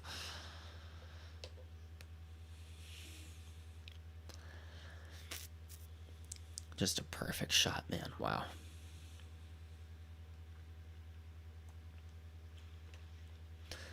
And it was a great move. They had Vasilevsky, cutting right to left the whole time and made him commit. He was down, so, his shoulder had dropped a little bit, glove hand not as high, and Rielly able to shoot over the glove hand. Amazing move, and now we are tied 1-1 in Game 7. Bolts versus Buds. It's 13:30 into the second. We got 6 minutes left here. And I was saying earlier in the game that, the Leafs would really not like to have this be a high-scoring game, keep it something low, like 2-1, 3-2, and so far this second period, I feel like they've kind of played a lot tighter checking game, and they've kept it to be a much lower game. In the offensive zone here, Leafs try 2 moves. They can't really get the puck through to Vasilevsky, and now Tampa trying to get it out, but they can't. Good transition by Toronto here for Blackwell, who centers the puck and misses. So Leafs again in possession of it now in the neutral zone, where Spezza dumps in the puck. Tampa in their own zone. It was Calfoot passing up to Bellemare. Bellemare getting into the offensive zone himself, takes a shot, gets bounced as off of was it Hall or Giordano's stick. Now Hall with the puck, taking it himself to the red line, dumps it in. Now Bogosian in the Tampa zone, trying to clear it, just can't. Now Bellemare again with the puck, trying to carry it out. Gets stuck along the boards in the neutral zone. 5 minutes left here in the second period. Puck behind the Leafs net gets passed up. Kasha with the puck, dumps it into the Tampa zone. Bogosian again tries to clear the puck and can't. Same thing that just happened 30 seconds ago. And now McDonough with the puck carries it himself, passes it to Anthony Cirelli. Cirelli in the offensive zone. His shot was blocked by Lyubushkin. Stamkos knocks the puck to his blue line, and here we are. This is a breakaway for William Nylander, and it just just had Ryan McDonough catching up to him to deny him space to do anything with it. Nylander with a great chance here and couldn't bury it. The Leafs have been, way hotter ever since that goal they scored. They've had a lot of energy, and Nylander just, what a chance at the in the defensive zone. The Tampa forward just kind of loses the puck, and Nylander, wow, just knocks the puck loose completely. Has a whole partial break to himself, but a backhand chance at Vasilevsky, I think, gets a piece of it, just goes high. And that's that. Face-off one in the Tampa zone to Hedman. Hedman with a great shot on net. But the Leafs clear the puck. Bolt starting again from their own zone. Hedman with a pass to the neutral zone. Doesn't quite connect here, and the Leafs knock the puck back into the Tampa zone. Tampa's been playing in their zone a lot since that most recent Leafs goal about 3 minutes ago, so they need to tighten up a little. Hedman passing up, just misses Nick Paul, and now the Leafs are going the other way again. Brody to Marner. Marner passes to Matthews. Matthews, a big wrist shot, but that one doesn't quite connect. Now Killorn going the other way. Can't get into the offensive zone. Oh, he does. And Nick Paul here now with a puck driving to the net. And he scores. Nick Paul with his second goal of the game. What an amazing individual effort by Nick Paul. This one completely falling apart by the Leafs here defensively. Killorn is able to get the puck into the offensive zone where Nick Paul recovers the loose puck on the boards and just finds a way to manage this thing deep into the slot. He should never have been able to do this. Brody gave him way too much space, and then Nick Paul, just like 4 or 5 feet right in front of Jack Campbell, is able to shoot this one and score. Oh, what a beautiful chip play. I believe that one went 5-hole under the pad, on the right pad. And we are 2-1 for the Lightning. Lightning has struck twice. Nick Paul has struck twice.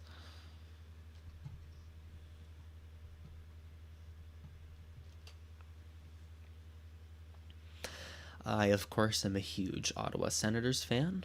Fan of Nick Paul. I was disappointed that he was traded, but the return Matthew Joseph that Tampa Bay gave up for him was pretty substantial. Matthew Joseph looks pretty good in Ottawa, and Nick Paul obviously here has made a huge impact. I feel like Tampa Bay definitely made the right choice with that one.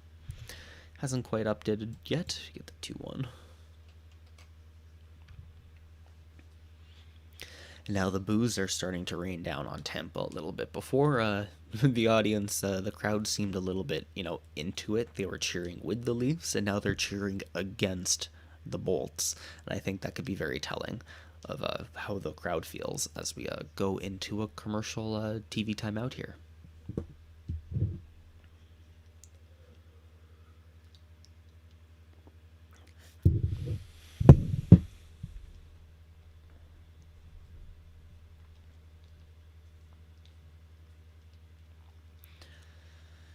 For those of you who aren't aware, the TV timeout, what this is, what's happening right now is that ordinarily, during a game, they have to do maintenance on the ice. They have, the ice crew come out with the shovels. They shovel, all the snow off, fill in any gaps or whatever. And but in the NHL, they're the only league in the entire world that has TV timeouts where not only will they do that, but they'll extend a whole extra minute or two just to have, commercials on TV and stuff. More ad revenue for the league. They need more money, of course, whatever. But, they're the only league that does it. Every other league, 30 seconds, and they're just back to it. And the NHL stops gameplay. And it was first introduced in 92, 93 in that season, and it kind of had an effect where it increased scoring, but it also increased injuries, where, star players were able to be more rested because they had the TV timeout, but as a result, they'd get more, more ice time, and, and then more injuries to star players because, all of a sudden your star guys are playing way too much in a game and hurting themselves because they're trying so hard. And so, coaches had to adjust to that, and I think that's pretty cool. But I'm not a big fan of the commercial TV timeout. I think, whatever, 30, 60 seconds is enough. I feel like it kind of disrupts play, but, to each their own. NHL does need the ad revenue, and I can't, be mad at them liking money.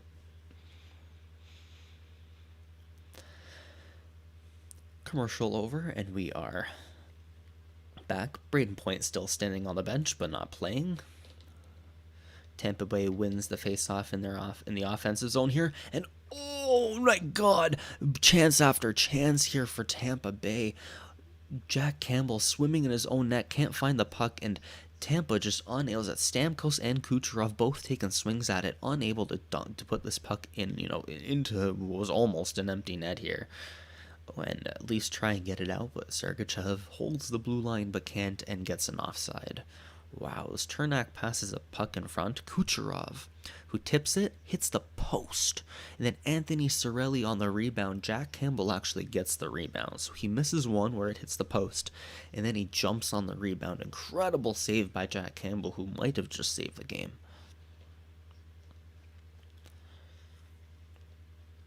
Both goaltenders in this game so far, absolutely incredible. Jack Campbell standing on his head here, he has had to stand on his head. Same as Vasilevsky, he has been incredibly sharp. Toronto's at times have been, really dominant in the offensive zone, and you got to give credit to both goalies.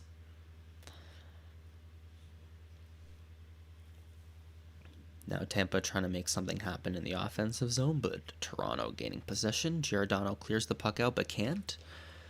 Hall does get the puck now and does manage to clear it. And gets deflected, so no icing. Sergachev in his own zone, big stretch pass for Palat. 2-on-0 chance, gets denied and almost tipped at Campbell. What an incredible sequence of events here. Tampa almost gets a 2-on-0 break, and that gets broken by the Leafs defenseman, who almost tips the puck at his own goaltender. Wow. Now the puck has gone into the Tampa zone. Of course, the Leafs crowd are booing. Hedman now dumps in the puck. Just 1 minute, 10 seconds left in the second period here.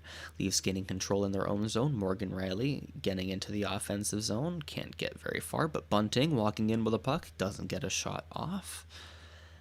Passes the puck around to the boards at the blue line. Brody with a fake shot turns into a pass for Bunting, who still has the puck now. Passes to the blue line. TJ Brody with another shot, doesn't get through traffic. 45 seconds left here, and Tampa Bay with the puck dumps it into the offensive zone so they can get a change.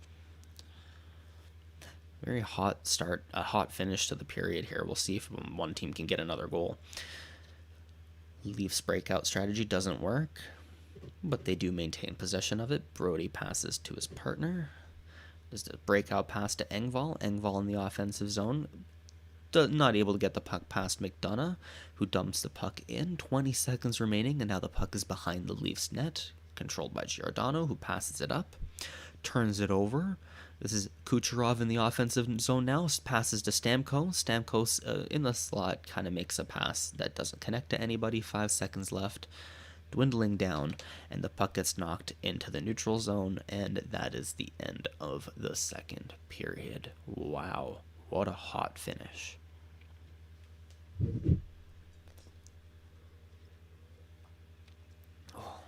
It was Morgan Riley. So, it was a great stretch pass from the Tampa D zone by Sergachev, and a 2-on-0 for Tampa. This could have been so bad. And then on the pass, Morgan Riley uses his stick, perfect reach, just tips the pass. But that tip hits Jack Campbell, who makes the save. So Jack Campbell has to be sharp anyway, but still a great defensive move by Morgan Riley. This could have been way worse. But just showing how sharp teams have had to be.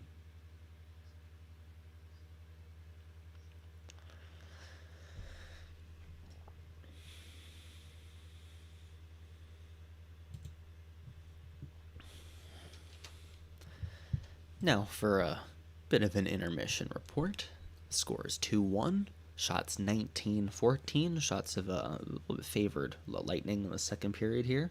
Hits are still even, 29-28. Good. Yeah, in the second period, shots were 11-8 for Tampa. The one penalty in the second period went to Justin Hall as interference for Anthony Cirelli. The Leafs didn't. The Tampa Bay Lightning didn't score on their power play, but that penalty did deny Jonathan Tavares his goal. He did score a goal that didn't count because the Leafs, Justin Hall had gotten an interference, whistle blows, Tavares shoots anyway, and that goal doesn't count. So that was that for the Leafs scoring in that period. That for the scoring. That meant that meant for their period. The penalty for that period was the only one because Morgan Riley later would score the first goal for the Toronto Maple Leafs. It was Mitchell Marner, an amazing move from his own defensive zone, carries the puck, able to get it really deep. And when you get the puck that deep, something's going to happen. He passes it to Matthews. Matthews, who, was right in the slot, probably could have shot it himself, elects not to, passes it again to the right wing, where he gets Morgan Riley. He's got Vasilevsky moving from right to left. Vasilevsky's down. Vasilevsky's arm and glove hand is low. Morgan Riley with a perfect wrist shot goes high right over Vasilevsky's glove, and that makes it 1-1 for the game here, all tied up. But 3 minutes later, Nick Paul with an incredible individual effort here. Alex Killorn kind of takes the puck into the offensive zone and loses it just past the blue line along the boards. And Nick Paul just taps this puck and then kicks this puck and just manages to get it into the slot, where he takes a shot from 4 or 5 feet away from in front of Jack Campbell, and that is it for that was it. He scores 5-hole, 2-1, and that is the score going into the third period.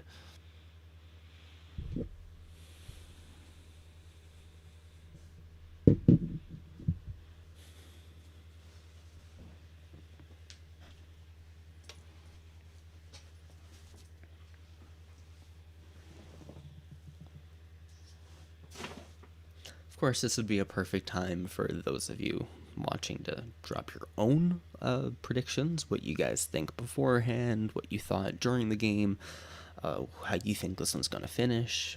I feel like Tampa's kind of turn on the Jets a little bit in the second period, but later in the period, they kind of seemed to Toronto kind of turned it on again in the last 2 or 3 minutes or so.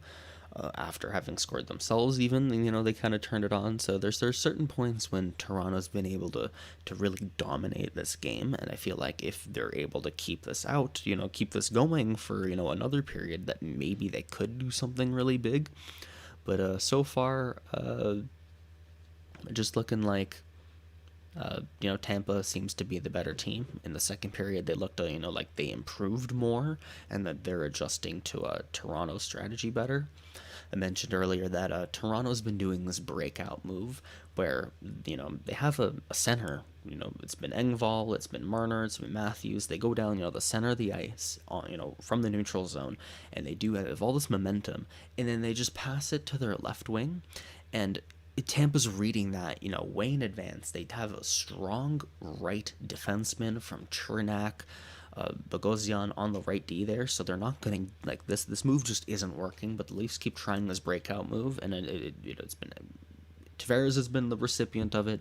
They just, it doesn't matter, when Tampa sees this coming, that they defend against it so well that even the best guy like Tavares just has no opportunity because he's getting the puck and being checked immediately. And that's just kind of been the story of through 7 games, the way that Tampa's been able to check, and Toronto's ability to overcome that and score anyway. And for so far in this game, it's 2-1. Looks like Tampa Bay's ability to shut down the Leafs offense is working.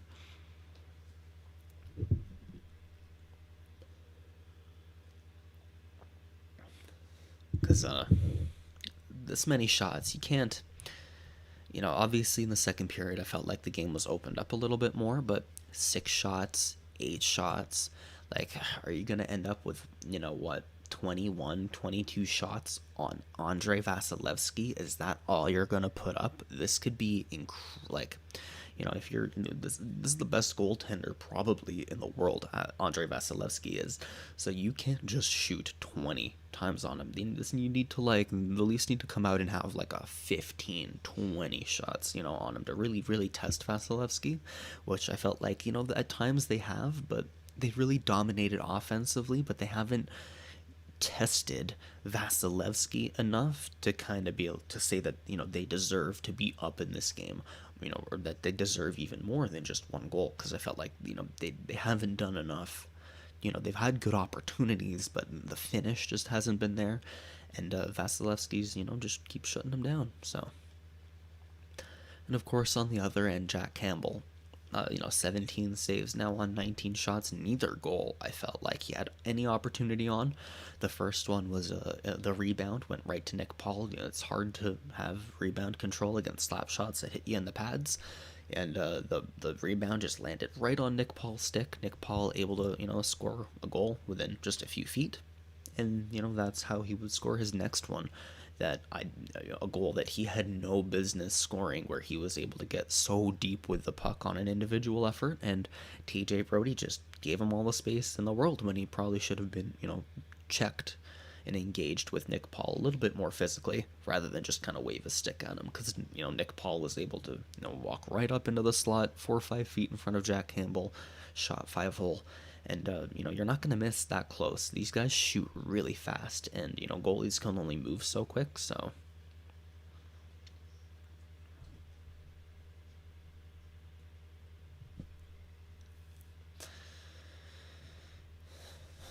Leafs fans, if you're following along, let me know how much you're freaking out. And, Tampa Bay fans, let me know down below how you totally knew that they could, get 3 in a row, so.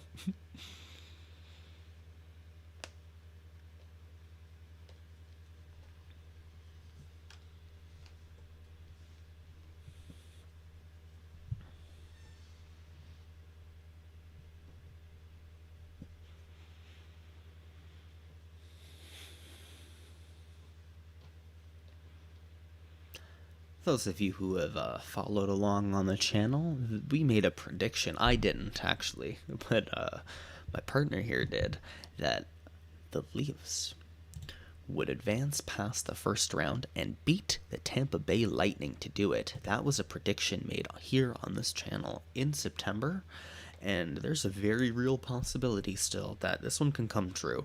And I know, having that prediction on the channel is a pretty big deal, because who could have thought that in September that this matchup would actually happen in the playoffs. And now that it is, it's that much more stress inducing, because there is our the prediction on the line.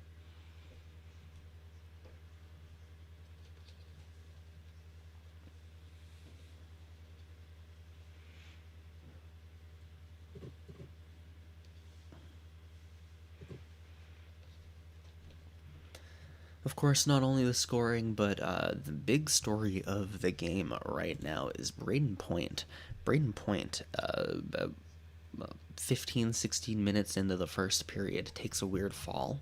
Falls on his right leg, twists it, screams out in pain. Immediately, he's helped off. He limps himself, but he is helped off the ice. And everybody suspects, I said immediately, I'm like, oh, he's done for, the rest of the game, if not the rest of the Lightning's playoff series here. But come beginning of the second period, Braden Point sitting right there on the bench after having almost just looked like he destroyed his leg. And then he plays one shift where he loses the face-off, but then does a really good defensive move, and then when he tries to recover, takes a really strong stride and tweaks his right leg again and just says nope, he's done. But he spent the entire period on the bench, just sitting there, so he can provide moral support and his leadership from the bench. Could definitely see that his teammates are pretty happy that he was there for him. Guys like Maroon and Cirelli and Koloran were all giving him taps on the back when he got off after tweaking his leg again, and and was like, okay, I can't put any pressure on it, I can't play. He's pretty upset, hung his head on the bench, just kind of sat there like whatever. And had the support of his teammates, and it's a good thing to see because that they're gonna want to go out and win for him. So as much as taking him out of the game is, detrimental to the team, it's also kind of lit a fire under them and a rallying point that they can, build off of to maybe close out this one.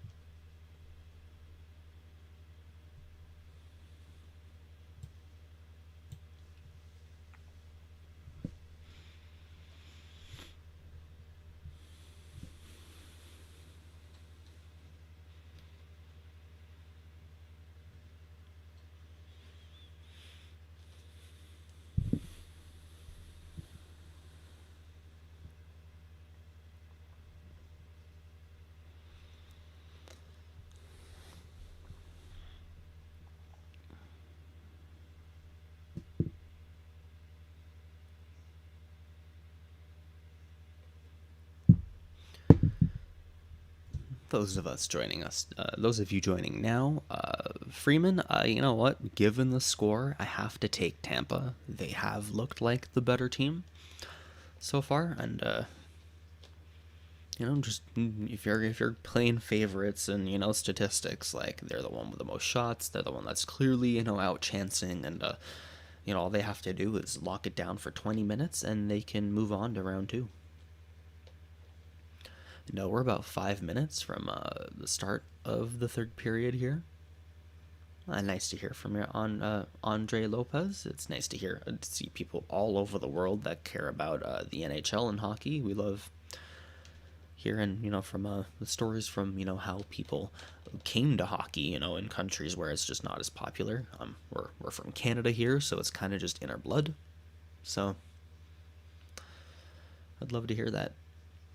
About 4 minutes now until the start of the third period. Gonna go over just a quick game recap. 2 penalties apiece. No power play goals. So far the special teams haven't had a huge impact on the score, but that has had an impact on like the energy in the game. I feel like the penalties have really altered how the flow, and stuff.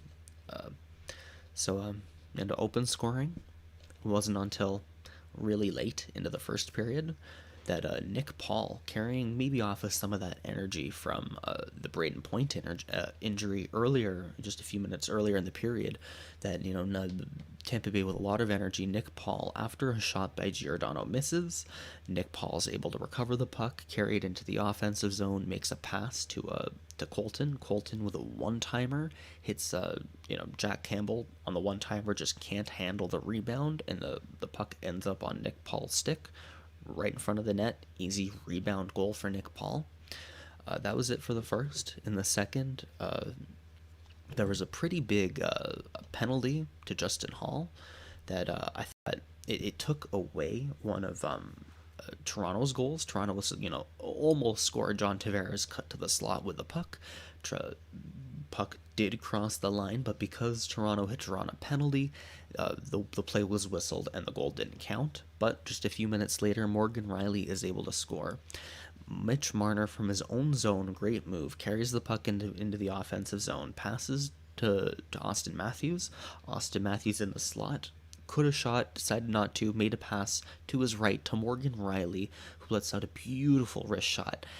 The passing sequence from Marner to Matthews to Rielly ended up, it dragged to Vasilevsky moving right to left. So as he's sliding, he had his shoulder down, he had his glove hand down, and when Rielly shot, beautiful wrist shot over the glove, that made it 1-1. But 3 minutes after that, on a great individual effort by Nick Paul, he scores to make it 2-1. This one starts where Alex Killorn carries the puck into the offensive zone, and it gets stopped along the boards just after it crosses the blue line. So it was in the offensive zone.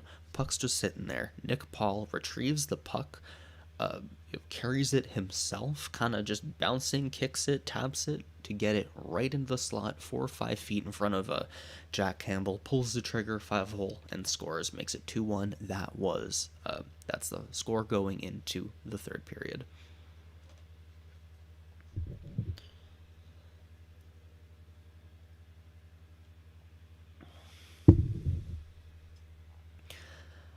Who's the best player in the world right now? You know what?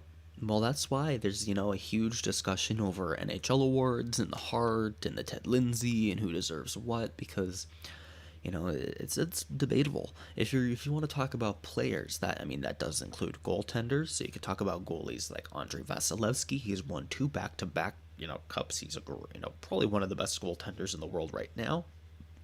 But, as far as if you mean for skaters, then, I feel like you're either talking about Connor McDavid. He's obviously like the most skilled offensively, and then a guy like, Austin Matthews for the Toronto Maple Leafs, who might be the greatest goal scorer of this generation, 60 goals. Who does that? It's incredible. So I'd have to probably put it between McDavid and Matthews, but there's all sorts of questions out there for Crosby, maybe a guy like McKinnon, who are I feel like sometimes get overlooked for that question, just simply because a guy like McDavid has these crazy highlight reel goals, or Matthews has such a high number of goals that a lot of other players get overlooked. But I'd probably say between those two.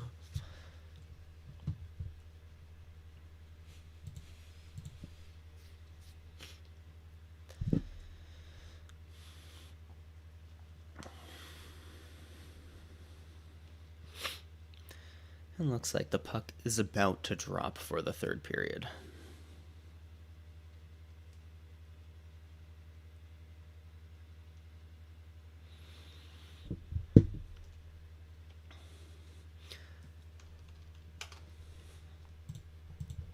If you're just joining us for the third period, this Game 7, Lightning at Leafs. Here in Toronto, the weather's warm.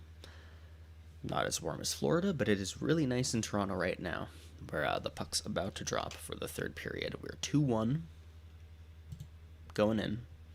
Nick Paul scored both goals for Tampa. 2 great goals. One was a great individual effort, one sort of a rebound. I don't know why this isn't loading.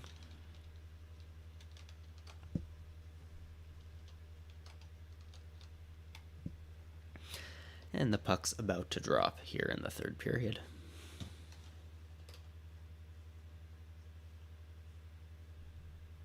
I'll just leave it. And the Leafs win the faceoff. They dump the puck into the offensive zone, but Tampa Bay gets control of it. Jake Muzzin denies the Tampa Bay breakout. Marner with a puck in the offensive zone. Can't do much of it. Puck's bouncing around the board here.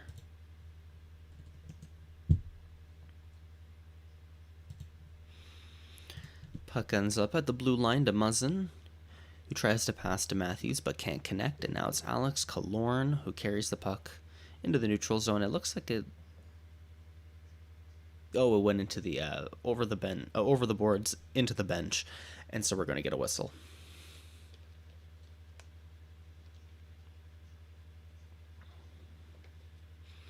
You know what? For the best team, Lopez, I think I want to give it to Florida. They had a huge test beating the Washington Capitals. It was a really good test for them, and I think that's going to carry them to win a cup. Toronto wins the face-off here. They dump it into the offensive zone, but quickly a 3-on-1 the other way for Tampa.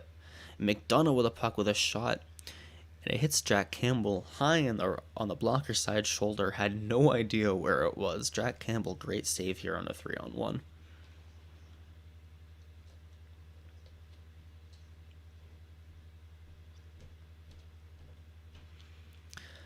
The Bolts dump the puck into the offensive zone, but the Leafs don't gain control here. Well, actually they do. Now it's Pierre Engvall. Dumps the puck in so they can all make a change.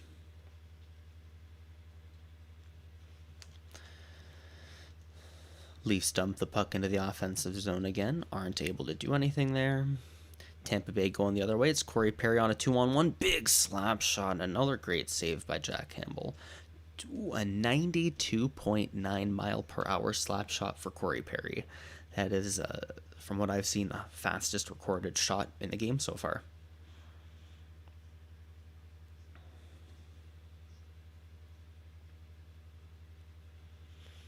And that's it's also two really good shots, two 2-on-1s or 3-on-1, the two odd man rushes for Tampa Bay here to start in the first 2 minutes of the third period. So a little bit worrying if you're the Leafs that you've given up two huge chances. You don't want another one to happen here.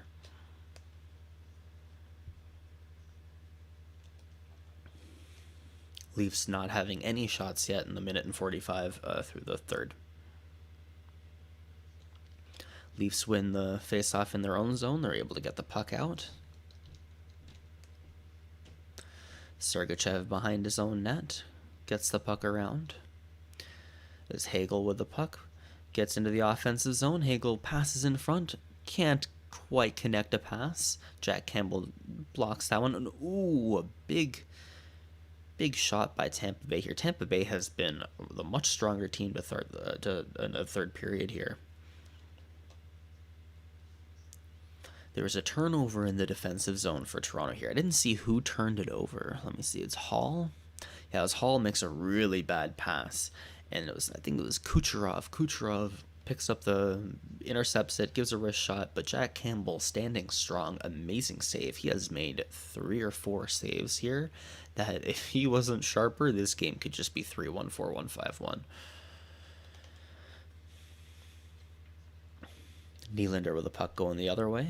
Misses his shot, and the puck ends up in the neutral zone. John Tavares here trying to do a breakout move to Kerfoot. Kerfoot can't get the puck deep, but Toronto maintains possession of the puck.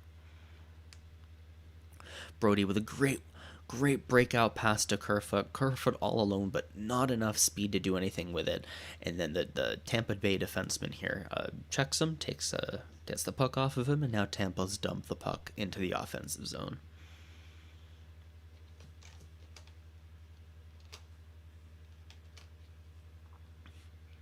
Matthews with a big shot in the offensive zone. That one, it's blocked by Vasilevsky.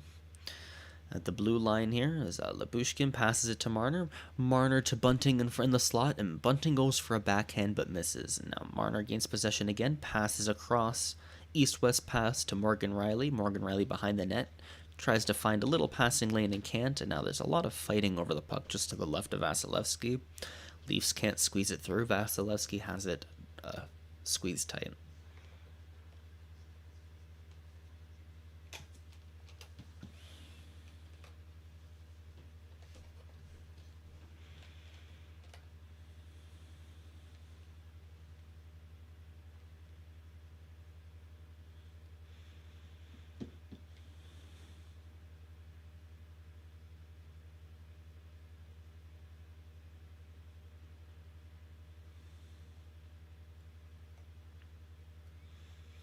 Face off about to come. It looks like Sergachev took a glove to the face and a little bloody nose or something. Nah, he's fine.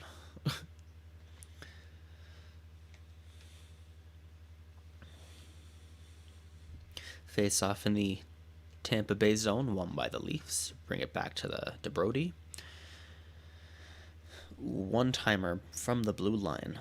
Hits Vasilevsky. Vasilevsky had no idea where it was, but keeps the pad down and keeps the puck out. And now Tampa Bay ices the puck after a little bit of pressure there.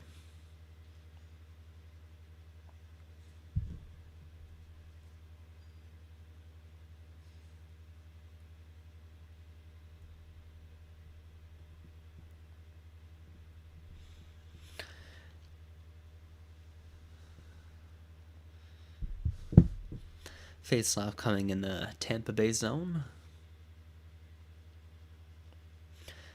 Blackwell against Nick Paul. Nick Paul for Tampa Bay wins the faceoff. Tampa's able to get the puck to the neutral zone to make a full line change. Now Muzzin with the puck from the neutral zone carries the puck in himself, and a big shot that goes wide. And now Nick Paul going the other way with the puck. He's got 2 already in the game. Oh, ouch! Nick Paul gets tripped or something. Oh no. Oh, this is looking bad. Both Jack Campbell and Nick Paul look like they're in a lot of pain right now. I couldn't tell if Nick Paul got tripped or not, but Nick Paul fell on Jack Campbell, kind of funny, and Jack Campbell is shaking his leg off. This does not look good.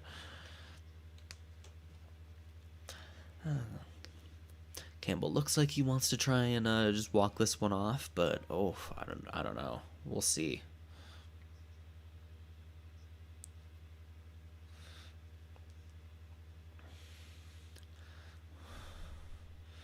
He looks like he's in a bit of pain right now. They got the trainer on the ice and talking to him, and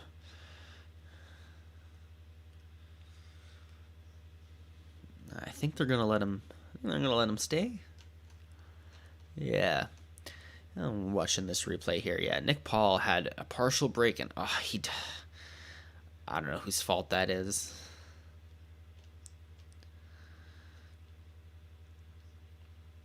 Oof. Yeah, it might have been a penalty on Blackwell early. It might have been hooking, but then Nick Paul gets a bit of a step on him and tries to just do a second deke move, and that second deke is what caused him to crash right into Jack Campbell. No fault on anybody here. Just a scary-looking play, and Jack Campbell looks like he's shaking off his leg. We'll see how if he can still stand strong the rest of the game. Still 15 and a half minutes left in the game. Puck's in the offensive zone for Tampa now. Tampa trying to keep some kind of cycle play going, not able to. Toronto gaining control in their own zone, and now a stretch breakout pass. It just doesn't connect to Engvall. And the puck's in the Tampa zone. As they're all fighting over it along the boards. Tampa with a good pass to clear the puck out of the zone. Now Lyubushkin in his own end with the puck.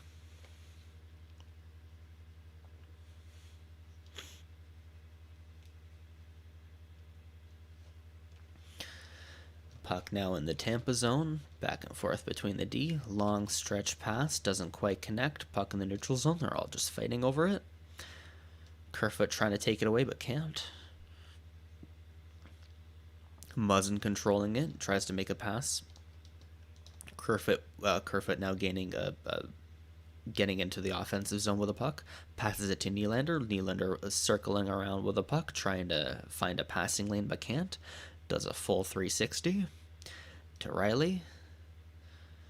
Across to Kerfoot and back to Riley. Riley walking the blue line. Can't find any passing lane. The Tampa Bay Lightning doing a really good job in defending the cycle right now. Not giving Toronto any chances, especially in the slot. What an incredible, it's a very long shift for Tampa Bay, but they kept slot super well defended, and Toronto just unable to find any passing lanes, even from the blue line. So Toronto, they're a puck possession team, but even they are having a hard time now, not only just setting up, their offensive zone cycle, but getting any passes off, finding any lanes. Tampa's doing an amazing job shutting down the Toronto offense.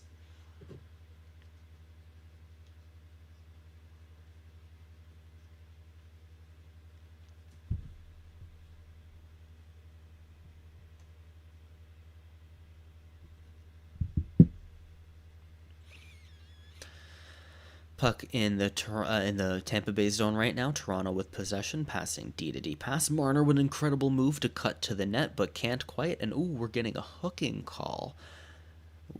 Marner with an incredible move from the boards, just a little deke move to cut towards the net, and Andre Palat hooks him and gets a penalty. So Toronto going on the power play here. We'll see if they can even it up.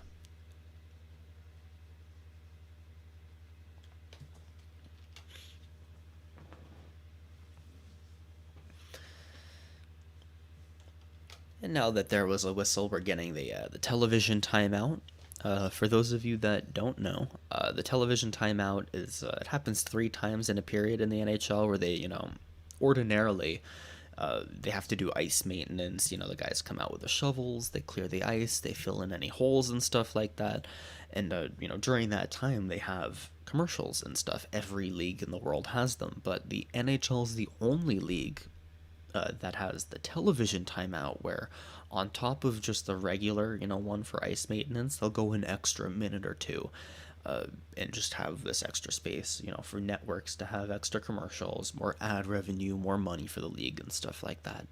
And, I'm not a fan of it. I think it kind of changes the pace of play a little bit, disrupts it. Everybody's all, focused and dialed in. Then all of a sudden you just have to stand around for a minute. And I know it wasn't implemented until the 92-93 season, and it caused a kind of, it was, after the 80s, scoring had started to drop. And then in the season when we got them, scoring went up because all of a sudden star players were getting a lot more ice time. They're able to, because you get the extra minute or two of rest, star players are more rested, they get more ice time, so they get more goals, but they also got more injuries. So it was kind of, something that coaches had to adjust to, the TV timeouts. I think they kind of disrupt the play a little bit, but, everybody's so used to them at the NHL level already, so whatever. My favorite team, I'm an Ottawa Senators fan, but my best friend who I make videos with here is a Leafs fan. So he is sitting there crying right now. He is unable to join me because I don't blame him. If I were a Leafs fan, I'd be an emotional wreck right now too. Now the Leafs power play. Puck's about to drop for them in the offensive zone. This is the number 1 ranked power play throughout the season, so Matthews against Nick Paul. Leafs win possession of the puck. Nylander at the point with the puck. Riley to Matthews. Matthews with a shot from a little bit far out. Kind of a weird shot selection. Doesn't quite connect. Another Riley to Matthews one-timer. That one does connect. I think it goes a little bit wide. Ooh, Matthews fakes a shot, passes to Nylander. Nylander with a shot. Great save by Vasilevsky. And now Mitch Marner. Great move. Ooh, scramble in front of Vasilevsky. Puck still loose. And it looks like Tampa Bay here. Oh, they still can't clear. Puck in the offensive zone. Toronto still putting the pressure on. And the puck just trickles over Matthews' stick. And the Lightning are able to get a quick change. Reloading again. Riley stepping into the offensive zone. Takes a big shot, but Vasilevsky squeezes that one and gets a whistle.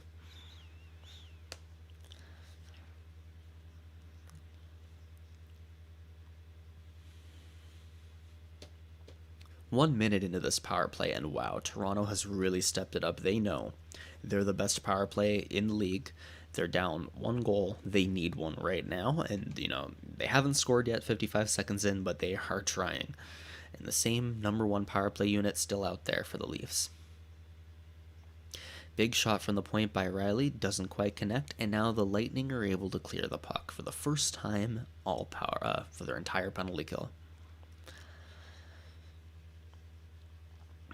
Riley from his own zone with a puck. 45 seconds left. Sends it back to Matthews. Matthews carrying the puck to Marner. Marner passes it to the left wing to Tavares. Nylander with a puck from a weird angle. And the puck gets cleared by the Tampa Bay Lightning.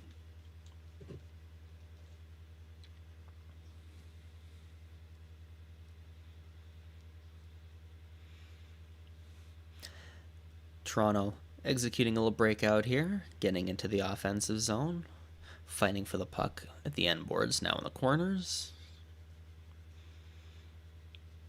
Leafs D-to-D pass, Brody with the puck, shoots the puck, and oh, an incredible reaction save here by Vasilevsky. It was Giordano, I believe, or no, it was Mikheyev, wow, is deep right next to him, just misses the puck, just misses the net at a really sharp angle. Great save by Vasilevsky, too. Big shot from the point, and Tampa Bay is able to gain control here. That's Andre Palat walking the puck into the offensive zone. The penalty's over, back to even strength. Bogosian with the puck in the offensive zone sends the puck around the boards. Now, the momentum that the Leafs had, they're now stuck in their own zone. Lightning with a puck. Kucherov behind the net, passes in front, doesn't connect to anybody. Leafs trying to get out of their own zone, and they do, but that might have been an icing. Yes, that was an icing. Pierre Engvall icing the puck, and now a unit that kind of looked like they had a low energy. They took over after the second power play for oh wow, they're showing this replay. There's a rebound. Vasilevsky gave up the rebound, but Ilya Mikheyev's just shooting from a sharp angle, kind of hits Vasilevsky from like behind in the back, and it doesn't ricochet itself in. Yeah, the defensive pairing of Brody and Giordano, who've been stuck out here for about a minute and 20 seconds now, after icing the puck. Tampa Bay able to maintain control after the winning the faceoff, and a shot on net's gloved down by Jack Campbell. They get a whistle here, and now the Leafs are able to make their change.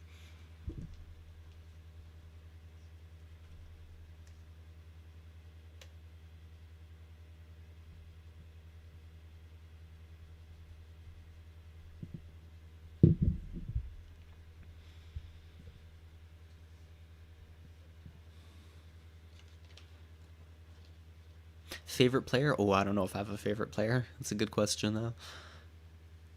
Lots of favorite prospects, but I don't think I have a favorite player. Offensive zone win for the face-off win for the Tampa Bay Lightning. Puck in the corner now. They're all just fighting over it.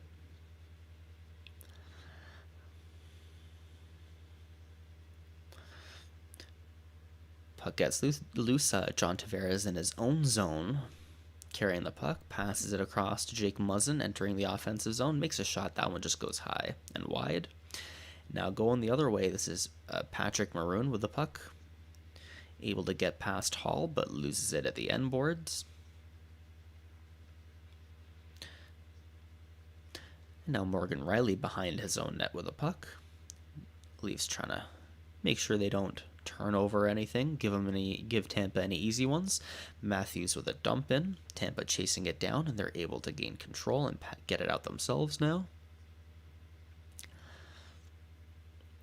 Palat Ford checking hard in the Toronto zone, but a turnover here, just like I was saying that they didn't want to have happen. Palat forces the turnover, he steals the puck from Morgan Rielly, makes the pass to Killorn, but can't quite finish or make a play on it. The puck gets deflected kind of funny. Vasilevsky gloves it down, and now Hedman passes it up the left wing, but it gets stopped in the neutral zone. Leafs making a push now. Spezza with the puck, passes it to Blackwell, but Blackwell doesn't really get a stick on it. Now Vasilevsky put his glove and gets a whistle on that one, and because we're past the 10-minute point in the third period, we do get a TV timeout. For those of you unaware, TV timeouts are where they take an extra minute or two for like commercials on TV and stuff like that. Ordinarily, it only takes 30 to 60 seconds for the ice maintenance crew to come out. The shovels, they shovel the snow off, they fill in all the gaps. That usually takes 30 to 60 seconds, and in every other league around the world, they'll have just the commercial during that the 30 to 60 seconds. But in the NHL, they're the only league that has a dedicated 1 or 2 minute television timeout, just completely. No hockey, no anything, nothing's going on, where they're literally just like an opportunity for best players to get rested and stuff. I think that it kind of disrupts the flow of play. Everything's so hectic right now in the game, and all of a sudden the best players kind of have to stand around for another minute or two. And I know that when this was implemented in the 1992-93 season, that it caused scoring to go up because all these star players were getting more rested the extra minute here, so they're able to play more, so there was more scoring. But at the same time, star players were getting injured more often. So it was something that, coaches had to adjust ice time for and learn how to manage their teams better. Just an interesting tidbit of information. Because we are on the commercial TV timeout right now. And now we're back.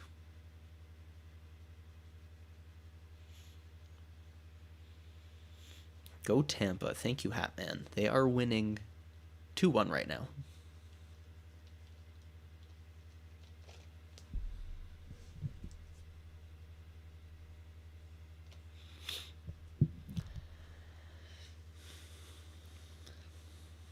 I'm about to get a face-off here.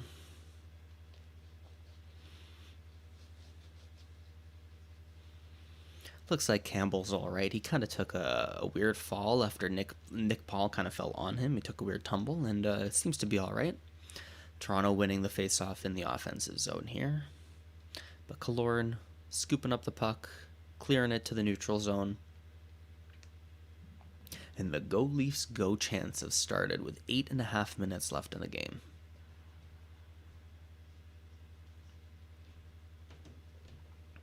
Bogosian clearing the puck up from his own zone. It is an icing. There's going to be another face-off in the Tampa Bay zone. And I mentioned this, a little bit earlier that during the second intermission that the Toronto Maple Leafs needed to shoot more. And in this third period, now they have 11 shots on Andrei Vasilevsky. They had only put, in total 14 between two periods, and I said, hey, that's not enough. You need to get more shots. And hey, look, they listened. So Leafs have kind of stepped up their game here, especially with that power play. And Tampa from their own zone clearing the puck.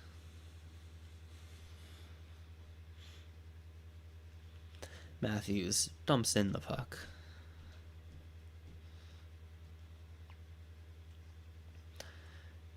Tampa in their own zone, able to scoop the puck up and get it out, but Toronto coming the other way, really strong. Marner with the puck, coming in from the blue line. Can't find a pass in the slot. Passes the puck up to Giordano at the blue line, and now Tampa, this is Kucherov, scoops up the puck, and he's going the other way, and he's one-on-one with Giordano, tries to beat him, but can't. Giordano stands very strong, defends the rush very well there. And now a little bit of bouncing puck in the neutral zone, and it ends up in the Leafs zone, where Giordano recovers the puck, and he's looking for a breakout. Passes it to Mikheyev. Incredible move and speed by Mikheyev to cut into the net all alone, partial break, but only gets a small shot off. Doesn't quite get, any pass opportunity, but great move by Mikheyev as Toronto's trying to set up kind of a possession offensive zone cycle here.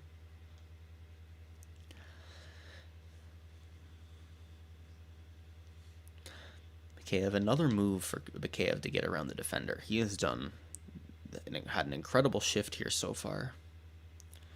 Looks like Calfoot might have even hurt himself a little bit, hurt his knee or something, a little slow to get up. And he gives a big slap shot that does get out of the zone, but it's an icing.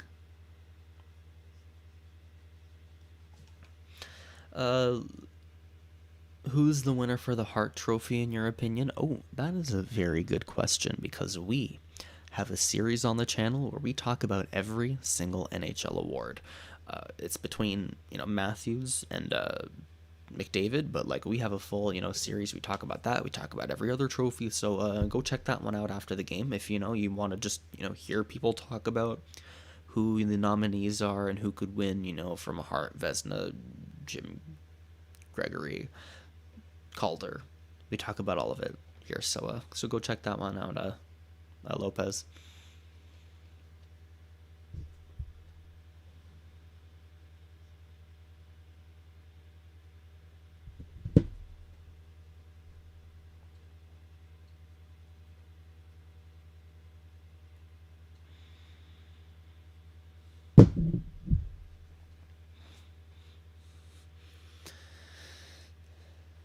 We're getting an offensive zone face-off for the Toronto Maple Leafs, and Stamkos was just waved out. So Matthews in against Cirelli. Matthews wins that one. Marner back with a puck to Riley. Riley wrist shot that one, kind of bounces funny. Can't quite connect. Tries again, can't connect again. That one gets blocked by a Tampa Bay forward in front. and the puck trickles its way back into the Toronto zone, where Riley here gets the puck, scoops it, tries to pass off to Marner, who just can't quite get the puck, and now it's gone the other way. And Kucherov again almost gets a breakaway chance, but Jack Campbell comes out of his own net, plays the puck.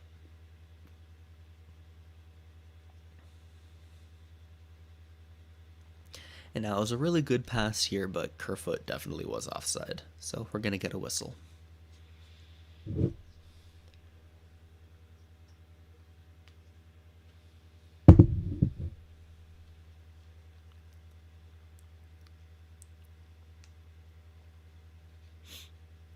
Are they doing calling a timeout? Or are they just changing lines? I can't tell what, no, they're just changing lines. Sheldon Keefe doing a little bit of shuffling in his, for his line matchups here. Leafs winning the face-off in their own zone, getting the clearing the puck out. But Nick Paul in the neutral zone stops their breakout. Puck just kind of bouncing around now. We'll see who gets it. Leafs dump it in. Is that Bogosian, though, who ends up clearing the puck back into the neutral zone. Leafs gain possession. 5.5 minutes left in the third period. Jake Muzzin with a pass to Kerfoot. Doesn't quite connect. Oh, big check by Bogosian on the end boards. Tavares gets knocked down as well. All the scrambling on the boards. I feel like this game's about to get a little bit scrambly and chippy. Matthews with the puck now in the offensive zone. Shoots but misses. And Tampa able to get the puck out of the zone now. Is that Belmar? Yeah, Belmar with a puck and getting into the offensive zone. Makes a shot but just goes wide. And the Leafs are able to dump it themselves, but that's an icing. Exactly 5 minutes left remaining in the third period. So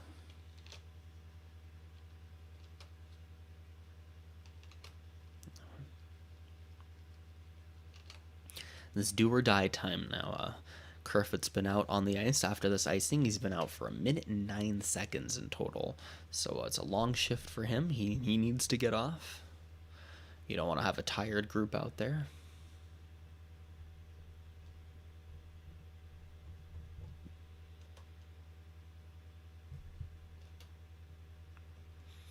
Face-off coming in the Leafs zone. After icing the puck, they do win the face-off. Marner with the puck passes it back to Brody. Brody cycling in his own zone, trying to find a passing lane. Passes it back. Giordano with the puck now in his own zone. Forechecked really hard by Tampa. The longer this puck stays in the defensive zone for Toronto, the worse, because Tampa's had some really good takeaways here. And Toronto with a pass just bounces into over the boards into the bench, so we get another whistle.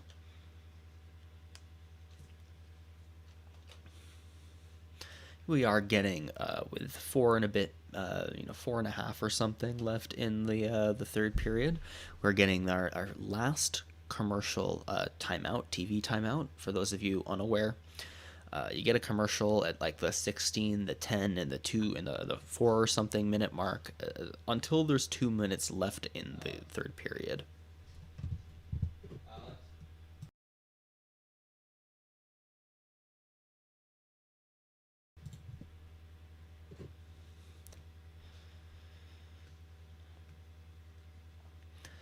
So every other league in the world doesn't have these commercial TV timeouts. Ordinarily they only need 30 to 60 seconds for the ice maintenance crew to come out. They shovel the snow off. They fill in any holes. But for the NHL, they're the only league where they go through this like commercial TV timeout. So more ad revenue for networks and stuff like that. I feel like it kind of slows down the pace of the game, but at the same time, it does give star players and all the players on the bench more rest. When the commercial TV timeout was implemented in 92, 93, I know it caused more scoring because the best in the game, these top line guys were able to play more. But at the same time, they also got injured more because they were playing so much. So coaches kind of had to adjust time on ice after the commercial TV timeout was implemented. But now it's over. We're starting with 4.5 minutes here left in the third. Tampa winning 2-1. We'll see just if they can keep this lead in the last 5 minutes here. And the fans are loud. They are all standing on their feet. They're waving their towels as the puck's dropped, and the Tampa Bay Lightning win the faceoff. Chernak with a dump in.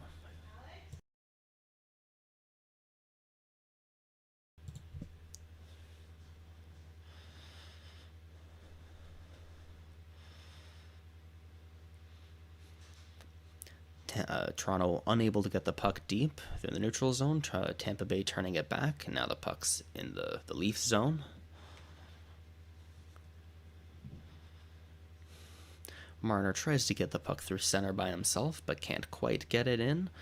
Oop, and the puck, goes flying to the blue line. It looked like that TJ Brody tried to sprawl to stop that one at the blue line, but couldn't, so the puck goes back into the Leafs zone.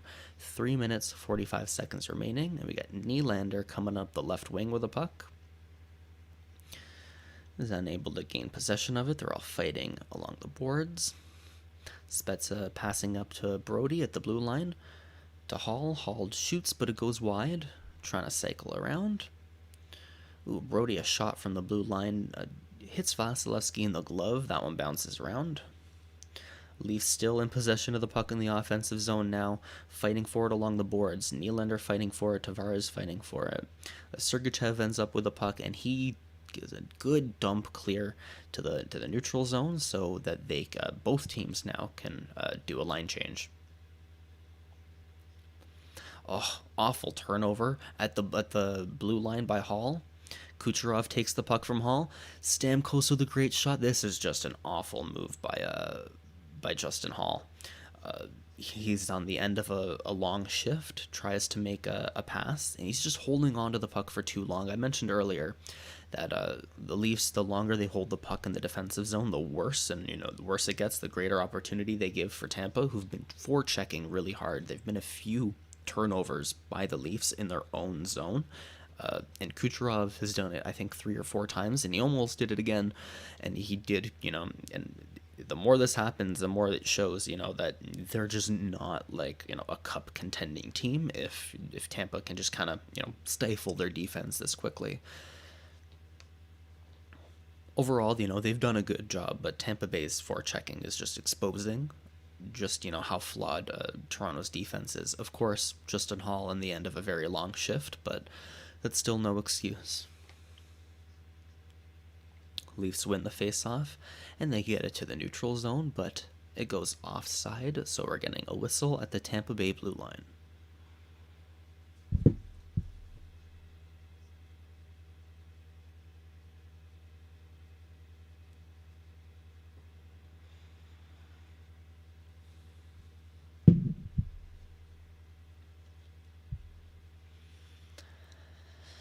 And are they pulling? Oh, there. Campbell's standing pretty far out of his crease right now, getting ready to. Nope, and Toronto does gain possession after the faceoff, so Campbell's going to make his way to the bench.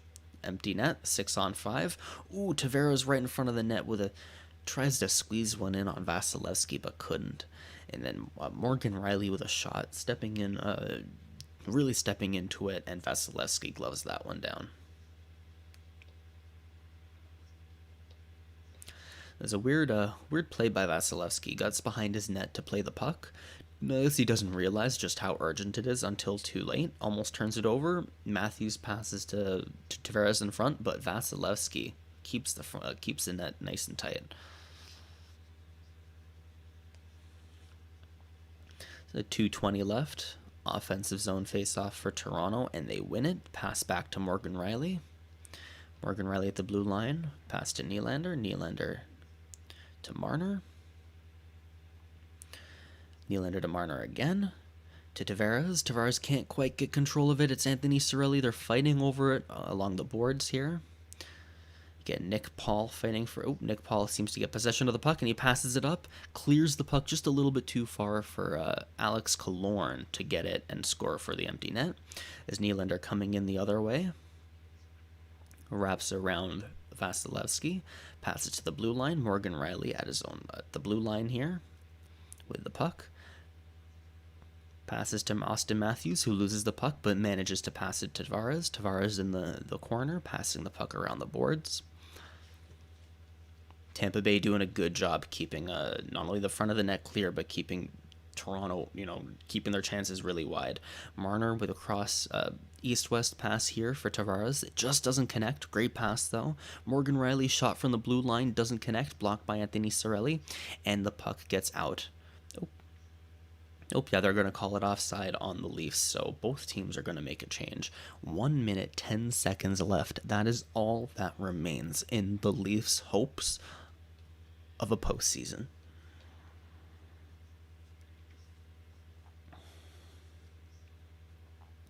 Great sequence of events by Toronto, but even better by defense by Tampa Bay here.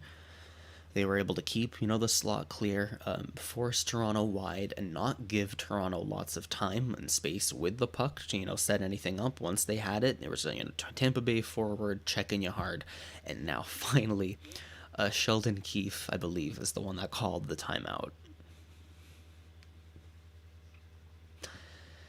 And on the bench, they're drawing up a plan of attack for the 6-on-5 here. They pulled the goalie at about 2:30, so they've got another, minute and 20 seconds on 6-on-5. Got a minute and 10 left.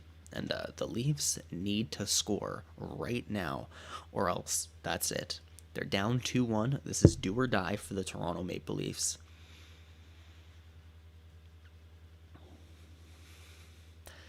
Braden Point still sitting on the Tampa Bay bench right now. He has not played since a shift early in the second period. He got injured late in the first, tried to come out for the second period and tweak something, just wasn't okay.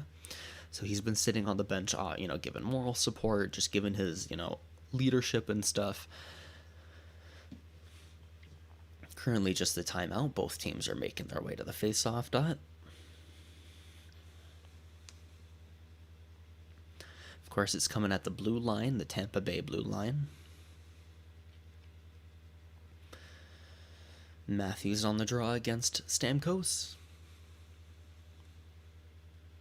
Nope, against Cirelli. Tampa Bay wins possession of the puck. Cirelli gets the puck wide. Oh, Jack Campbell is back in the net. I didn't realize. So no empty net right now, but Tampa Bay in the offensive zone loses the puck. Toronto managing to get it. Can't get it out of their own zone very well. So Cirelli with a good forecheck. Tampa Bay keeping another dump in to keep the puck in the Toronto zone. And now Jack Campbell's leaving the net. Matthews with a dump in into the offensive zone. Tampa recovering the puck, and they clear it. Ooh. That was, I think it was Hedman tried to send a 120-foot pass. Clears it, and Kucherov just couldn't get his stick on it, so it ends up being an icing.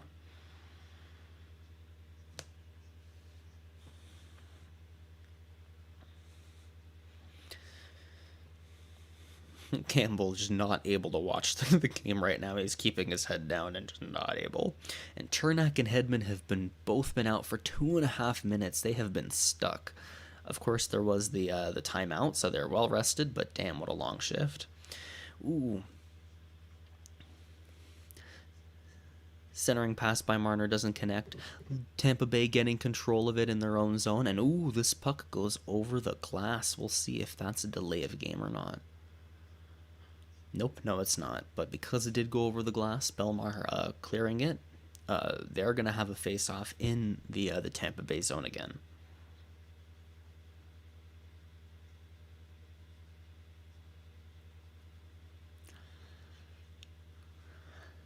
That very clearly did hit the puck did hit the glass, so it wasn't a delay of game. Leafs winning the face-off, gaining control of it. Matthews sends the puck around the boards. 13 seconds left here. 10 seconds. They're fighting in the corner over the puck. This is it. 5 seconds. 4, 3. One last shot here by John Tavares. Doesn't connect, and that is it. The Tampa Bay Lightning have beat the Toronto Maple Leafs in Game 7, 2-1. That is it. I am so sorry, Toronto Maple Leafs fans. The Cinderella run of 50 wins in a season, of having Austin Matthews score 60 goals.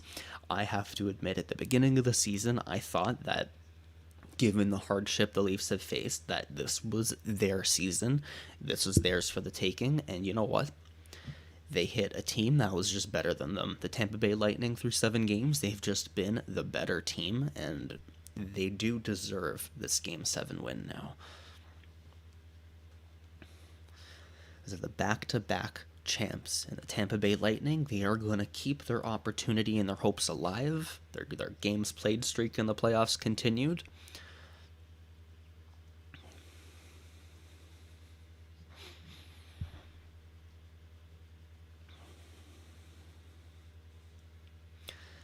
Lots of angry faces on the Leafs bench right now as they're lining up for the face-off, for the handshakes.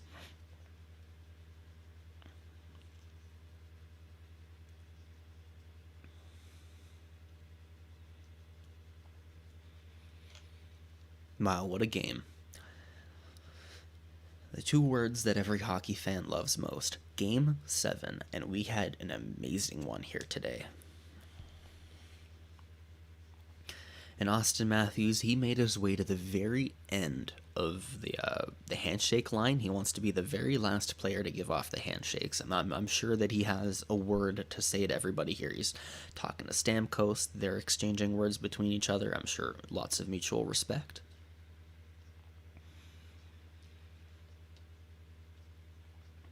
Cirelli and Matthews talking now. And the 2 goaltenders, Vasilevsky and Campbell. Vasilevsky should, both of them, both smiles, both great goaltenders. What an amazing series by both. You gotta hand it to Jack Campbell. He's a guy that, a year and a half ago, nobody knew. Like his career was such like a question mark. And now here he is, he's the starting goaltender. He was basically, standing on his head to keep Toronto in this game. And lots of respect between the 2.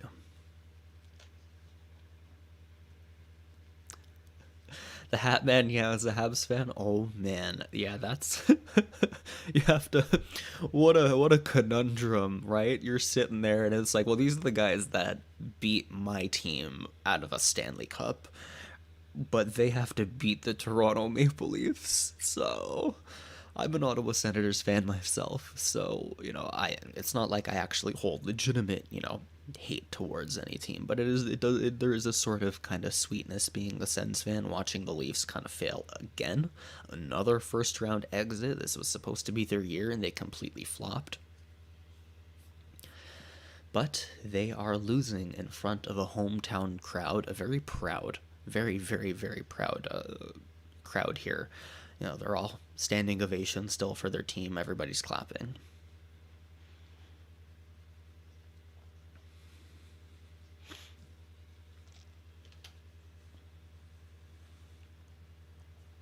"54 wins for the Leafs. Doesn't matter. It's all over now." And that was it. What a game. I'm going to go over a small, I'll close my personal live stream. I'm going to give a small recap here over what happened in the game. It started off kind of slow. I felt like the first few minutes, both teams are really testing each other, but Toronto started strongest. They had 5 of the first 6 shots. Really stepped things up early in the game, but after the 5-minute point, Tampa Bay really turned it back on themselves, kind of evened it up, and with 3 or 4 minutes left in the game, left in the first period, Braden Point falls kind of funny, going for the puck on the boards, twists or tweaks his right knee. Just, it was so awkward, so painful. You could tell just by the expression on his face he was done for the night. But he does eventually come back. But before that, before the end of the period, Nick Paul, an amazing move from the defensive zone by a Cal Foot. Paul carries it through the neutral zone into the offensive zone, passes to Colton. Colton with a one-timer. Jack Campbell unable to handle the rebound on it. The rebound goes right to Nick Paul's stick. Nick Paul shoots and scores. To start the second period, everybody's, questioning, hey, look, Braden Point, he's on the bench. took a really weird skate in the warm-ups for the second period. You could tell he wasn't putting pressure on it. When he does finally get a shift, he has a good defensive move, but when he tries to recover the puck, he does, a really strong stride on that right leg, tweaks it, clearly in so much pain. Braden Point sits on the bench the rest of the game, but does not play another minute of ice time. And that was his, that's it for him. So, of course, we don't know yet the nature of his injury. It looked like he was able to put a little bit of pressure on it, so hopefully he'll be able to come back sooner rather than later, because now that the Tampa Bay Lightning do have a longer playoff run ahead of them. But the Leafs, the Tampa Bay Lightning in that period did get a power play on a chance that came when John Tavares scored a goal that didn't count, where Tavares was behind the net. He circles around, cuts to the slot, makes a great shot, puck goes in, but just moments before the shot, Justin Hall had interfered with Anthony Cirelli, so play's blown dead, goal doesn't count. But Leafs use that momentum to they kind of carry it. Morgan Rielly with an amazing goal. This one starts in the defensive zone with Mitch Marner, carries the puck on the left wing, enters the offensive zone, passes to the center to Matthews, who doesn't shoot, passes it to the right wing, keeps that puck moving. Morgan Rielly with a beautiful wrist shot right over the glove of Andrei Vasilevsky. Vasilevsky was caught, was going right to left really quickly, and he had dropped. He's sliding on his pads. The glove hand just right over. Perfect shot by Morgan Rielly. Perfect goal. But that would be the last goal that the Toronto Maple Leafs would score, because later in the period, just 3 minutes later, Alex Killorn does, he gets into the offensive zone with a puck, loses it just over the blue line, so Nick Paul can scoop up the loose puck. Nick Paul taps, kicks, bumps his way, the puck, finally gets it. Great individual effort by Nick Paul. Gets the puck right in front of Jack Campbell. 4 or 5 feet right in front of him, shot, 5-hole, right under the pads. No chance for Jack Campbell at all. Great individual effort by Nick Paul. There's no way, this is on TJ Brody, who was just kind of waving a stick at it. Should have been more physically engaged. Should have physically checked Nick Paul to stop him, because Nick Paul just had way too much room to walk this puck through the offensive zone and score. And that one would be the very last goal in the game. There was a penalty by Andre Palat in the third period, and the Leafs looked really good on it. They had a lot of shots. They probably had, I think, 7 or 8 shots themselves. But that would be it.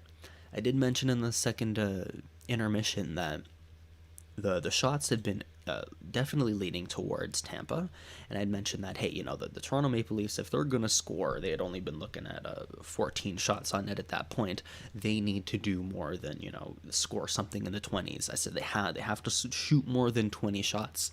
They did make it up to 31, 17 shots in the third. That was more than they had had through the first 2 periods, but not enough. Andrei Vasilevsky, not only was he sharp, he, had been honed throughout the game. He got his head in the game, and he looked amazing. There's a reason why people call Vasilevsky the best goaltender in the world. I think he is, and he really did deserve this win tonight. This 2-1 win for the Lightning. Lightning move on. They win the series, and that means that the Maple Leafs are officially eliminated from playoff contention. So, everybody still watching, thank you very much. Let me know down below if you're a fan of whichever team, if you're following, who you think, deserves the win, if Tampa Bay, if you think that they're going to go far with it, if you think Florida's going to win. I have good hopes for Florida, because I think that they were really tested pretty hard, the Panthers, against the Washington Capitals. Having overcome that, I think that they're going to be a really hot team going into the next round, so I have a good feeling about them, at least going into the finals. Patrick Waugh was the best goalie? Yeah, even as not a Habs fan, it's hard to say no, Patrick Waugh isn't the best goaltender of all time. Yeah, but Vasilevsky is, and I'd argue, Hatman, maybe you agree with me being a Habs fan, that in the last playoff, in 2021, like last July or June or whatever, when Tampa Bay beat Montreal, that was like Carey Price handing the torch off to Vasilevsky as the current best goaltender in the league. So, no longer Carey Price. Hands that one off to Vasilevsky, and now is the era of Vasilevsky being the best.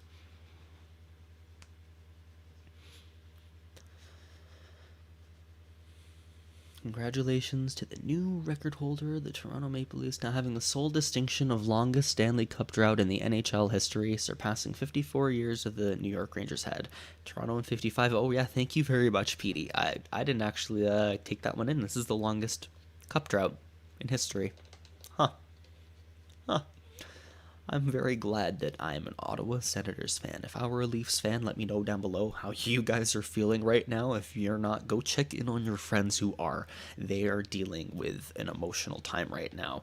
It's 55 years that they've missed, that they haven't, had a long cup drought. I think this is 18 or 19 now that they haven't gotten past the first round even. I think the last time was 2004. So, this is looking rough. The Leafs, this is like their highlight year. This is supposed to be it. 54 wins. Matthews scores 60 goals. They're at a point dealing with cap troubles where they need to win so that they can kind of shed a little bit of, loose weight or something. Like they need, they're coming up to a really rough spot right now where they can't keep as good of a team together. Even in situations where a guy like, Jason Spezza, who's getting older, next year he's just not going to be able to be good. Is he coming back? John Tavares, is he going to be as good? I feel like he had a little bit of a down season. Is he going to come back better? Is he going to come back worse? That's a huge contract. So there's a lot of questions for the Toronto Maple Leafs right now. And I'm just happy I'm not a Leafs fan, because I would be in a lot more distress if I was. And of course, for those of you who have been following along the channel, you know that we made a very, very, very bold prediction. Actually, I didn't, but my partner Ryan, who I make videos with here, made a very bold prediction at the beginning of the season that the Leafs would actually advance past the first round and beat the Tampa Bay Lightning to do it. So if you haven't already, go check out, go back on the channel. I'll maybe put in a link in the description. You can see just how wrong we all were on our predictions to start the season. But I think it's pretty cool that Ryan had predicted that this matchup would happen, but unfortunately predicted the outcome incorrectly. And that's it. 2-1 is the final score.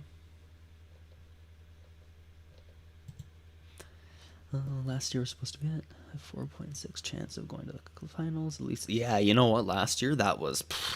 And I really got a credit last year. The top four of Montreal, the top four defensive pairings, they were able to just... Every team that they faced up until Tampa, Toronto, and they had all employed a sort of top six, bottom six kind of thing. They'd have a top six scoring lineup and then the bottom six checking kind of role lineup. And Montreal was able to roll two defensive pairings that would check those top two scoring lines. So, the Leafs came in, they just had nothing for them because their top two lines were checked really hard by two defensive pairings that were just incredible for Montreal. Sherrod, Shea Weber, and those who are now gone, that, it's hard to, I see how the Montreal Canadiens, it was definitely going to be a down year, but you got to credit just how they were able to use solid defense to completely negate 3 rounds of offense before reaching Tampa Bay, who rolls 4 lines so well that eventually the Montreal defense just got overwhelmed. They couldn't handle, Tampa Bay rolling 4 lines, and that was it for them. Once more, 2-1 is the final score in this one. Nick Paul with 2 goals, his first 2 as in the playoffs and the series here. Hopefully he can get more. He's been a huge impact player all through 7 games, and I'm as an Ottawa Senators fan, Nick Paul was a former Ottawa Senator. I'm really happy to see him succeeding. I'd love to see him win a cup, get a cup ring, tell everybody I told you so. He's really good. and 2-1's the final score. First period, Nick Paul with a big one, passes to Colton with a one-timer. The one-timer doesn't connect, doesn't get through. Jack Campbell blocks it. Rebound, Nick Paul scores. Second period, Morgan Riley with a great pass from Matthews from Marner. Had Vasilevsky cutting right to left. Beautiful wrist shot goal over the glove, but that was quickly followed 3 minutes later by Nick Paul. Great individual effort. I feel like I've been watching, almost every single game in the playoffs so far, and I feel like all through 7 games in this series that no name was mentioned more than Nick Paul. Every game, every shift, he's been an incredible force defensively, offensively, and I'm really happy to see him putting them, all of his hard work paying off here and getting the game, not only the game-winning goal, but the only 2 goals in the game.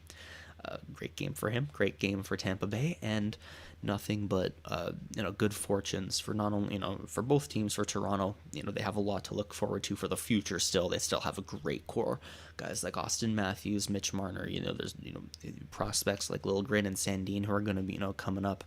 There's nothing wrong there, but even more so to Tampa Bay because they are looking like a really, really strong team right now. They beat Leafs, who were a favorite. So, the chance and the opportunity for Lightning to strike thrice is very real, and I would love to see that happen. I'd also love to see Patrick Maroon go get 4 cups in a row. That'd be pretty cool. Yeah, the Hatman, this year Toronto did have a higher percentage chance to win the cup. I try not to think about those things because, the odds and stuff like that because, they lost. So, in a way, technically, they had a 0% chance of winning because Tampa Bay was, if you think about it, was always going to beat them. But I try not to get into statistics like that. But I do enjoy how a lot of weight can be put into stuff. And they're like, yeah, look, the Leafs have a 22% chance, better than ever. And people get a little bit too excited about that kind of number. That is all for this one. We're Dopamon. My best friend and I love to talk hockey news, analysis. We've been talking all about the playoff series, trying to preview each one of them. Going to do some live streams, not only for for this series, but we're definitely going to do live streams in the finals. So stick around for that. We also have a lot of content coming out for the NHL draft, July 7th and 8th. We got a lot of mock drafts, scouting reports coming up very, very soon, so stick around. Until next time, guys. Peace.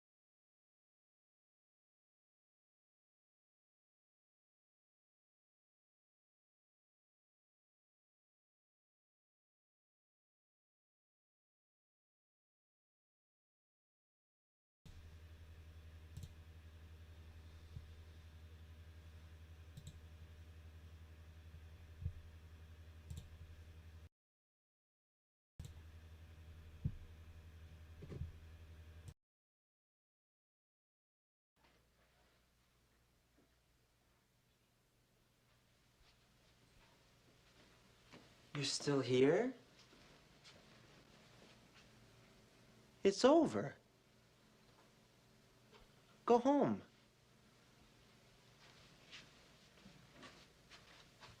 Go.